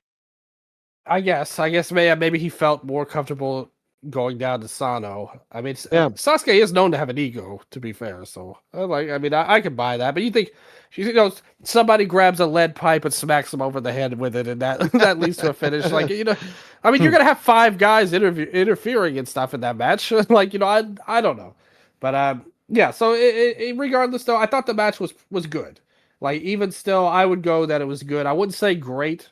Definitely not must see or anything like that. But I thought that it was a well intentioned match. And I actually am a fan of knockout finishes usually. But in this case, it did reek of like a political KO finish more than anything, in my opinion. But I'd go 3 and 3 1/4, maybe even 3.5 if I was feeling generous. Yep, I would agree. And Jushin Liger versus Men's Teioh was the final match in the second round of the tournament. I really liked this one. Men's Teioh really brought a good fight to Liger, and Liger gave Teioh a lot for a guy that's from Big Japan Pro Wrestling. You can really see the love that Liger has for junior heavyweight wrestling and specifically also for independent wrestling. There is an early Manjigatame and a control by Men's Teioh. Liger tries to get out with a Kopu kick, but Men's Teioh gets a tornado clutch done almost for the early win. And Teioh starts to take out Liger's legs. Here we are once again with a figure 4 on the post and the spinning toe hold in the middle of the ring, Dylan. Yes. Liger counters with a sleeper, but the brief control that Liger has is met with rolling elbows from Teioh. And then Liger counters again with a backdrop and more slaps. Oh, the crowd hated this. Yeah. Yeah, they gave him great heat for that. Yeah. Teioh almost once again gets the win with another tornado clutch, more rolling elbows. Then there is a kind of a standoff between Liger and Teioh, rolling elbows versus shoteis. Liger goes for another shotei, but there's a ground cobra from Teioh for a 2, and then another of these exchanges of elbows and shoteis, and it's just the brainbuster from Liger for the win. 7 minutes, really good time for this. Not too much to ask for the fans. Just a plain match with both guys going for their moves. This was, I like this. This is another one I liked at the time of it. I just don't like how it played into the final. I feel like, because again, we've got the double heat on Shima earlier, now Liger being a heel, and Liger was an excellent heel, don't get me wrong. And I enjoyed it in this match. I just questioned the booking psychology more than anything. But as a match, this was really good, though. I think that Teioh, again, he was one of my favorite guys in the tournament, and I'm not surprised by that at all. I thought he was really strong performance-wise in both of his matches, although he is a mark for American wrestling, and I think we do have to acknowledge that. But still, what he did here was great. The crowd was rallying behind him, and I thought he looked like a really strong performer. I wish that this had been in the final and had gotten way more time if it would have been up to me, but nevertheless. This one with 14 minutes could have been really great. Yeah, I think it probably would have been the best of the tournament if they'd have a really good size main event. But they weren't trying to accomplish that. They just had a good mid-card match to put Liger over, which it did. Yeah.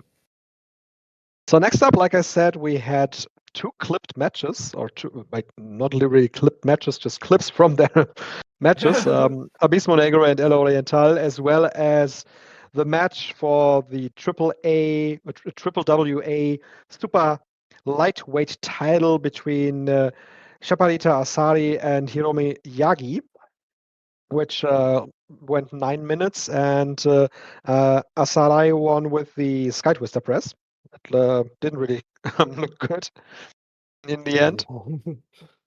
Yeah. So yeah, this belt, it's like this was the belt they basically created for Asari, pretty much in All Japan Women's. Like if you look at the title listing, it's like mostly her. Yeah. Like there's like 5 champions and she's 3 of them. Pretty much or something like that.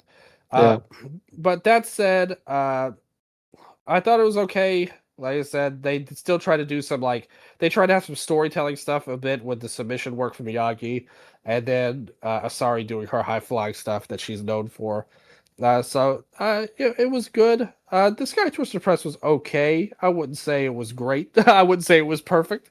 But I thought it was effective. It was better than that move that Sasuke messed up in his earlier match where he missed. But yeah, definitely not any kind of spectacular match. You have to be like, whoa, like the Psychosis and Ray match. I like the idea of doing a match like this in the J-Cup final, but this is the problem with the 2 shows. They should have cut all these matches out, to be honest, like these non-tournament matches, or maybe just stuck to one and let them really have a huge showcase like the tag match or just this match. But instead, it just felt like, let's just put it this way, they didn't have a hard choice to clip these, I would say, in the broadcast version. That's right. So we go to the semifinal matches, and both semifinal matches actually served their purpose. The first one with Shima versus Naoki Sano put over Shima, and it was a really good match. The second one with Jushin Thunder Liger and Gran Hamada got the crowd really into everything, and the crowd was really going for the end of the match. So Shima versus Sano, there is no early advantage. Then Sano runs Shima over with the shoulder block. There's a suplex counter from Shima and low drop kicks. Shima goes for the legs and for the legs in the corner and hits another sliding kick in the Tree of Woe. Sano counters with a big German once again, like he did in his early match. Shima is down and he eats one of those big missile kicks from the bigger Sano. Boston Crab, also long struggle for Shima to go through the ropes. So you can see lots of the parts of the early tournament matches get adopted once again in later matches, which kind of goes to your point, Dylan, that the psychology at some points was really off because they just replicated stuff from the early matches too. Yeah. Sano goes for a Romero special, and another German is countered by Shima into a Cazadora pin for a 2 count, but Sano is back with a fireman's carry gutbuster. Double stomp lands, but Sano, for whatever reason, doesn't go for a cover. Maybe he wants to KO Shima as well here, Dylan. Another Splash repeat Mountain. angle. Yeah. Splash Mountain for 2. Shima stomps Sano's feet. That was a really great moment in the match, actually, psychology-wise. Sano was going for a Tiger suplex hold, and Shima just storms onto his feet to avoid that. Great stuff. He hits a neck breaker and another sliding kick. The iconoclasm at that point doesn't really work. But the victory roll for Sano neither, because Shima just crashes him into the corner with an electric chair. That looked rough, man. Yeah, I could kind of feel that this was going a little long at this point. I think they sensed it too, and well, we saw what happened immediately afterwards. Yeah, it was going a little long. So Shima has to work hard for the iconoclasm, hits it eventually, and follows up with a mad splash for the win. It was good, even though it had lengths at some points. I like the idea that they were kind of teasing where Sano was like he did the surfboard that Liger was doing, like one of his signature moves. They were setting up like, okay, we were rivals a decade ago, and we had this legendary rivalry. Could we meet in the final? And he taunted him even doing his move. So yeah. I like I dissed the psychology earlier, but I will praise them for subverting that and saying, oh, no, we're swerving you and moving the other guy into the finals. I just don't think Shima was the right person in this gimmick, considering Liger was also a heel. So again, I hate to keep bringing that up, but that was my problem going in, because I think that a lot of these matches were actually well done on their own, but the end result just it didn't come together like you would have wanted putting it together. But that said, it wasn't all bad. I liked the Sano offense. I thought he looked good. Once we got to that spot at the end, like you said, the iconoclasm and the electric chair to the corner, I was like, like what's going on here? And they pretty much rushed to the finish, I would say, after that. So yeah, they did. it was okay. Like I said, I would say like it was pretty good. I wouldn't say great at all. Like it'd be more like a 3-star maybe match. Yes. Jushin Liger versus Gran Hamada next. A little bit shorter than the first semi-final. So Hamada sends Liger out early on. Back in the ring, there is a Wakigatame from Hamada to avoid Liger's shotes, of course. He changes that to a cross arm breaker.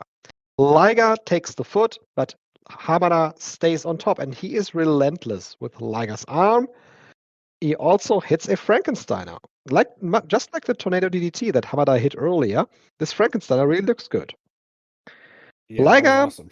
Liger didn't get any offense in the first 5 minutes, then hits a powerbomb counter. And like in the other matches before, there's a series of slaps on the grounded opponent. But Liger's left arm hurts. It was kind of comical, actually. He was just slapping Hamada, and then he's holding his hand. Well, at least it showed that Hamada watched the earlier match to target his arm. Yeah, he did. There's a shote in the corner and the second powerbomb for a 2 count. Liger hits a big avalanche-style fisherman's buster for a 2 count. Hamada counters a brainbuster attempt with a DDT. At this point, this match was really good. Really good sequences with the counters they had. And another counter with the Hama-chan kata from Hamada. But his body attack is... he tries to do a body press, but Liger just stands there and hits him with an elbow into the face. Great counter. Samoa Joe will do that as well. Yeah. Then Liger Bomb and a Brainbuster. Once again, the deadly combination, but it's not deadly because there's only a 2, and the crowd gets wild here again. Hamada even gets up like a punch-drunk boxer and wants to get another one. He gets another Brainbuster and another shote, sends him down, and Liger goes through to the finals. Finish was great. Yeah, this was really good. Like I think this one worked because you had Hamada being more sympathetic against him, and I think that the fans were really rallying behind him, especially like you said when you hit that Frankensteiner from the top. Yeah, it's like whoa, like this old guy is doing this crazy lucha libre here, and they were really into that. So I think the fans, they were into Liger as a heel. And once again, like you said, he went to his playbook with the slapping around and stuff like that. It was easy heat, even though it was kind of silly. They do the way he sold the arm work. But I like the idea of it, even if it wasn't executed great, I would say, in terms of selling. And then once you got to the finish, I thought they did a great job. So you did good. There was it felt very competitive too. Like, hey, maybe with all the moves, some of these matches can be kind of flashy and more exhibition-like. I thought this was one of the matches where it felt like Hamada wanted to win, and that made it good. And both men wanted to win, and I think that made it even better. So, standout match, one of the better ones of the tournament, I would say. Mm-hmm. Better than the final, even, which we're going to talk about. Yeah. I would have loved to see this 10-man tag match in completion, Dylan, because... I know, it looks so cool. It looked so cool. So it was Masaki Mochizuki, Miro Tanaka, Ricky Marvin, Shinya Makabe, and Tiger Mask over Chabinya, who was Masayoshi Motegi, El Samurai, Kendo Kashin, Superboy, and Suwa. Man, Superboy. What a team. What a team. Yeah. So big Kendo getting a shot here. Kendo, man. We kind of join in mid-match here. We see Ricky Marvin countering a top rope powerbomb with a Frankensteiner and a crazy dive to the outside. Mochi gets pile-driven onto something like a stop sign by Shabinya. Is that what that was? Yeah. I don't know. It looked like the shape of a stop sign, but it didn't have an actual stop sign on it. I thought it was like a building sign for seats or something. I mean, I That don't know. could have been as You well, you may yeah. be right. I don't I don't know. We just know that he got dropped on this thing. Yeah, so jumping out then pins Mochi, but his own tag team partner, Kendo Kashin, breaks up the Yes. Kashin won't allow it. No, he wants more time on this show. He's like, I need spotlight. And it's funny, at this time, he was probably among his most pushed in New Japan, to be honest. He was like, not the ace of the division, but definitely a title contender. That was always up there. So love Big Kendo not letting the spotlight go away for him for long. El Samurai then gets some shine in this match. He has good exchanges with both Makabe and Tiger Mask and hits a nice looking suicide dive to the outside. Yeah, then Zuwa and Minoru Tanaka are in the match, with Zuwa ending up in the Minoru special. Topping Konhiro from Tanaka lands. Mochi prevents Shabinga from diving and missile kicks him. Mochi then hits a move that we, of course, know very well these days, and also in all of his Dragon Gate career. The Sanka Kugeri, the triangle kick, always looks awesome from him. Whether it's 2000 or 2025, Mochi is awesome. Yeah. Ricky Norman hits a missile kick on Kendo Kashin and Antonio and Shabinga. Superboy, that moment. Superboy hits this perfect moonsault press on Tiger Mask for a 2 count. Really have to check that out because that looked so awesome. And then Tiger Mask wins the match with a punch because the German suplex bridge didn't work on Superboy. Yeah, that was the spots we saw from this match that indicated that this match ruled. I know. Like I said, this could have been one of the matches in the tournament, probably, if not the best match of the whole shows, if we'd seen it in full. A lot of great talent around here, in here too. It makes you wonder again, why weren't some of these guys in the tournament? Like it had to be politics. Like, New Japan wouldn't have wanted Kashin to lose. Mochi was too important to Toriyama at the time, maybe. Tanaka, I don't know why he wasn't in. Like, he should have been in if you could have. But nevertheless, a cool collection of talent. I bet this match ruled. I would love to see it in full. Well, the kayfabe reason why Tanaka wasn't in the tournament was, of course, because he lost in the tournament. Yeah, to Usuda, yeah. But still, I changed my mind and put him in anyway. Yeah. Yes. And that leaves us with one match left here, with the actual final of the 2000 Super J Cup, Jushin Thunder Liger over Shima in about 12 minutes. Yeah, it has a rating of 7.0 based on 6 votes on Cage Match, 3 1/4 star from Dave Meltzer. I think that is quite accurate, would you say? Yeah, that's about exactly what I would give it, probably. Like 3 1/4. Yeah. It's a stalemate on the mat at the beginning of the match. Shima gets back up with a headlock, but Liger takes back control. He applies a camel clutch, like in earlier matches as well. Then elbows to the back of Shima and a ground cobra twist. While Shima is in the ground cobra twist, he talks trash to Liger. You can see his defiant face there.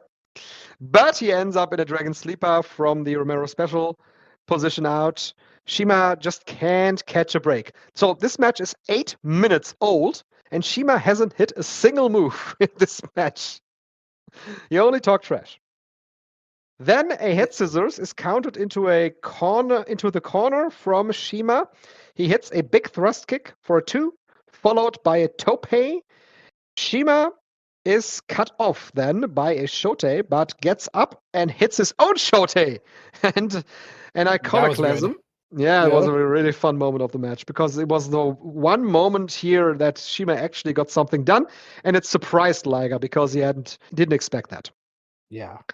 A second iconoclasm is followed by a mat splash, but the mat splash hits Liger's knees. So young Shima just too wild and just not thinking enough. Liger was too smart for that. Liger bomb only for a 1 count. Brainbuster for a 2 count. I know that, very similar to the formula that they used with Gran Hamada before. Shima avoids more shoteis, hits. He kind of applies a Dragon Sleeper. It looked like he applied the Dragon Sleeper, but then just hits a reverse DDT and a Mat Splash for a 1 count. And I didn't really get that, Dylan. So he hits the Mat Splash, but can't keep himself on Liger. Was it because of his back hurting? I don't know. Like, because that's a really good point. We really had. I mean, okay, Liger did do stuff with, like you said, with the surfboard, Romero special, whatever you want to call it, and the camel clutch stuff that he was doing. So I guess he did work on it if that was the story. But the way they sold it, it just kind of looked like it didn't look good. The kick out definitely was. It wasn't anything special. It just felt like a kick out at 1. Yeah. Yeah. Yeah. Yeah, I don't know, man. Like I said, the match, 3 stars probably. For a final match of a Super J Cup, this wasn't really it.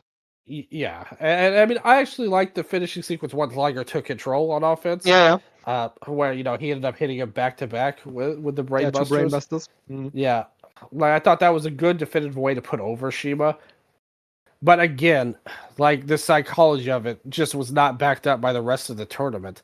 I think it would have been better. It's nothing against these two at all. I thought that they performed their roles very well in their matches. I thought they were 2 of the standout performers. I'm not saying anything's wrong with them. My problem is them going against each other after the tournament that they've had. So I really would have preferred if another babyface was in this match instead of another heel. Against Liger.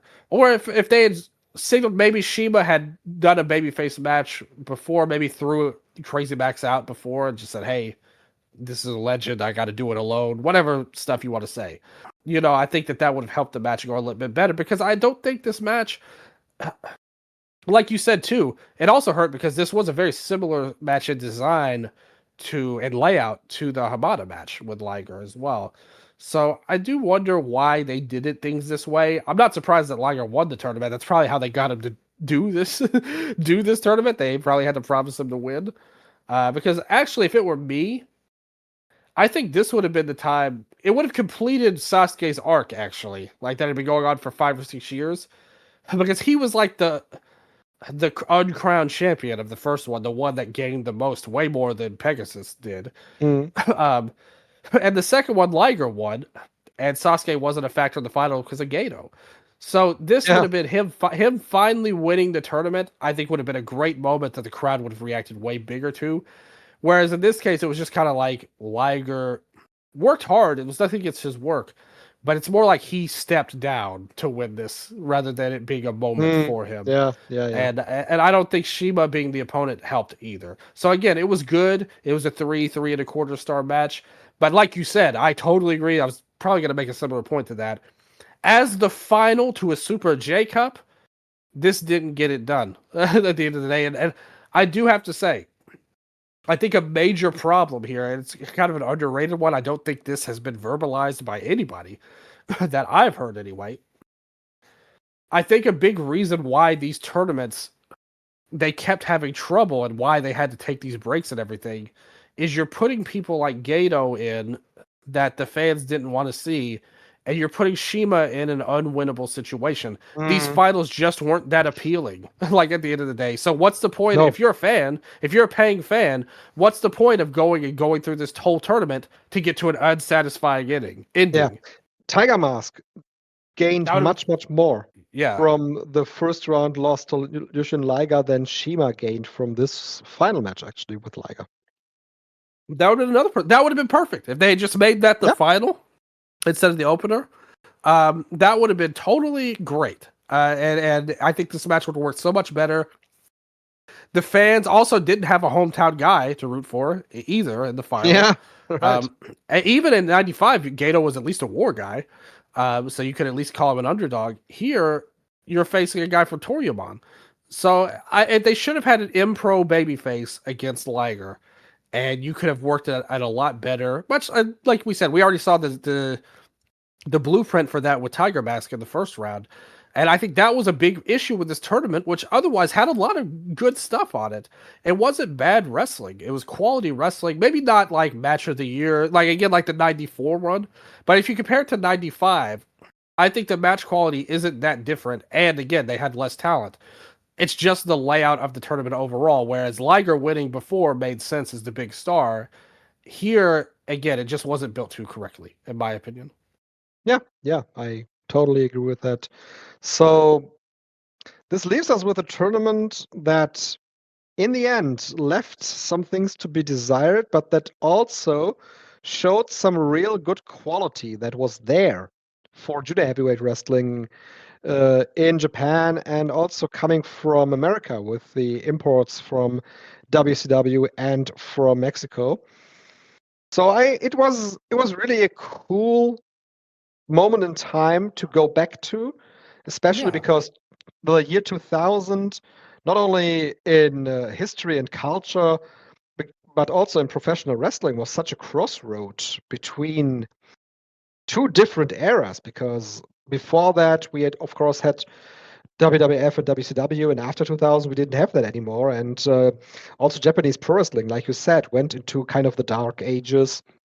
And the Super J Cup here showed us some of the wrestlers that made the Super J Cup great, but like you said, with Liger, he kind of stepped down to win this tournament. So weird moment in time, but still extremely interesting to see these wrestlers in the year 2000 and look at where they are now in 2025. Some of them still wrestling, some of them retired, some of them eventually sadly already dead, like Gran Hamada. So interesting cast of people here. I thought the lineup was pretty good. I thought, as much as I liked Sano, I don't think he's the type of person that was fitting in this tournament at the time. I would have liked to have seen a younger guy. Again, like if you had swapped him with Tanaka, I think it would have added more to the tournament's kind of desired foray, which is like, hey, we're spotlighting some new people. Like here, you've got Liger and Sasuke, but then we have a surrounding cast that's, brand new to the fans in terms of the J Cup lore. So you get these guys like that. You had a lot of different gimmicks in the tournament. You had a young guy, like a young lion rookie player, which I think is important to have as well, in Shinya Makabe. But it definitely didn't feel, again, the star power was lacking. I think it was going to have to be that way. But I like the collection of gimmicks that they had to make it a little bit more colorful, instead of it just being all normal matches. I think you had good variety overall. You had a shooter type of guys.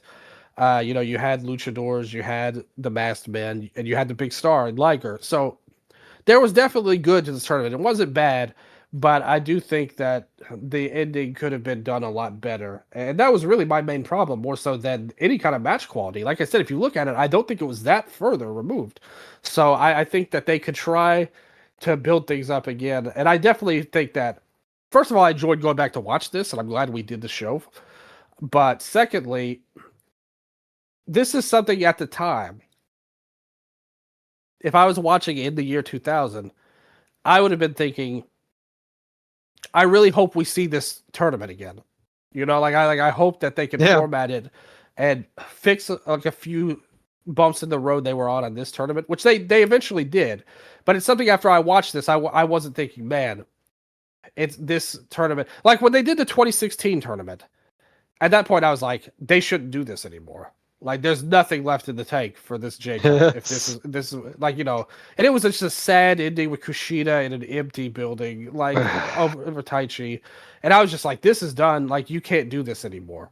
Whereas after this show, I would have said, I think you could make this even better and this could bounce back. This was a down year compared to the prime, but I think they could bounce back and make something great next go round, which they may or may not have done. Please send us the 2004 version.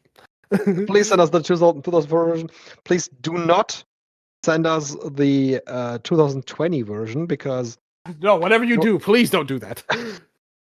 I was I had completely forgotten about that, Dylan, but it says that here on the Japanese Wikipedia site, El Fantasmo won the tournament twice because New Japan Pro Wrestling just did these versions in 2019 and 2020. And weren't both, these in America though? yes, they were, but they were branded as Super J Cups. Yeah. And I mean, I don't even, that really never got any hype at all. Like those American versions. Like the 2016 version was built up to be the return of the classic, and it just failed so hard that they ended up doing those American versions that also failed. I would say the 2019 and 2020 versions. So it's a thing. Like I said, I love the concept of this tournament. Like it was 2 nights on this version, but a 1-night tournament with wrestlers from all these companies, different gimmicks, different styles. That is extremely what I want out of my wrestling. But for whatever reason, it's just fallen off. And I still think this concept could be big and successful if they did it the right way. But I don't know at this point. I mean, again, when they all came together last year and teased that they were going to do this big united thing, I think that could have been a chance. I mean, that's technically still around. They don't do shows anymore. But if you looked at them, you could formulate a tournament of juniors with all of these companies and make something great if they wanted to. But it really feels like we're further away than ever from that kind of tournament happening again. Yeah, I agree. I'm not very confident that we are going to see something like that, but that's something that was also said in 1994 that this was impossible to do. So who knows? Maybe we'll get a more classic version of this tournament down the line. I hope so. Like I really genuinely hope so, and I think it would have something to offer the fans now. And you could easily do a tournament that gets things back to where they were. Again, it's just the people involved wanting to do it, more or less, because I think the scene has enough players for this kind of tournament and gimmicks and things like that. You'd obviously have to dip a little, into the indie scene, much like these first versions did. But there's nothing wrong with that. And I think that if you worked hard and tried and built it right, it could be something good. But I agree with you ultimately that it's very doubtful for the near future, at least. But to be fair though, if times are trying, if there's a Dark Ages type of run, which it feels like we're in the middle of in the modern era, maybe we'll come out of it with this Tanahashi show. This Wrestle Kingdom looks like one of the biggest they'll ever have. Probably. Yes. Maybe from that end, it could spur a new era, like a great period. But as it is right now, that's usually the sign of times that are bad, is if companies work together, just like in 2003 with Noah and New Japan's junior rivalry. If times are not great, a lot of times that brings the companies together. So maybe now this will be the perfect time for a new version of this. Let's do that. I'd love that. Absolutely. Yes. All right. That then concludes our look at the Super J Cup from 25 years ago, Dylan. It was great to do that. Finally, we got that done. I'm happy about that. Me too. I think that it came out really good, actually. Like we had a lot more to say than I thought, and I really enjoyed the intense breakdowns of the matches, which is something I personally love. I mean, that's always going to be my favorite thing to talk about is the in-ring. So to see that, even though some of the matches weren't great and there wasn't anything special that really had me banging on the table, I enjoyed the tournament. I enjoyed watching it, and most importantly, I enjoyed doing this show and talking about it with you. So, very much, and hopefully, all the listeners out there enjoyed it too. If we get that 2004 version, we definitely will. That will be something down the pipeline, and who knows what kind of special shows we may have in the future. All right. Yes. So that then is it for this special version of the Eastern Lariat. Thank you all for listening, and goodbye. Sayonara.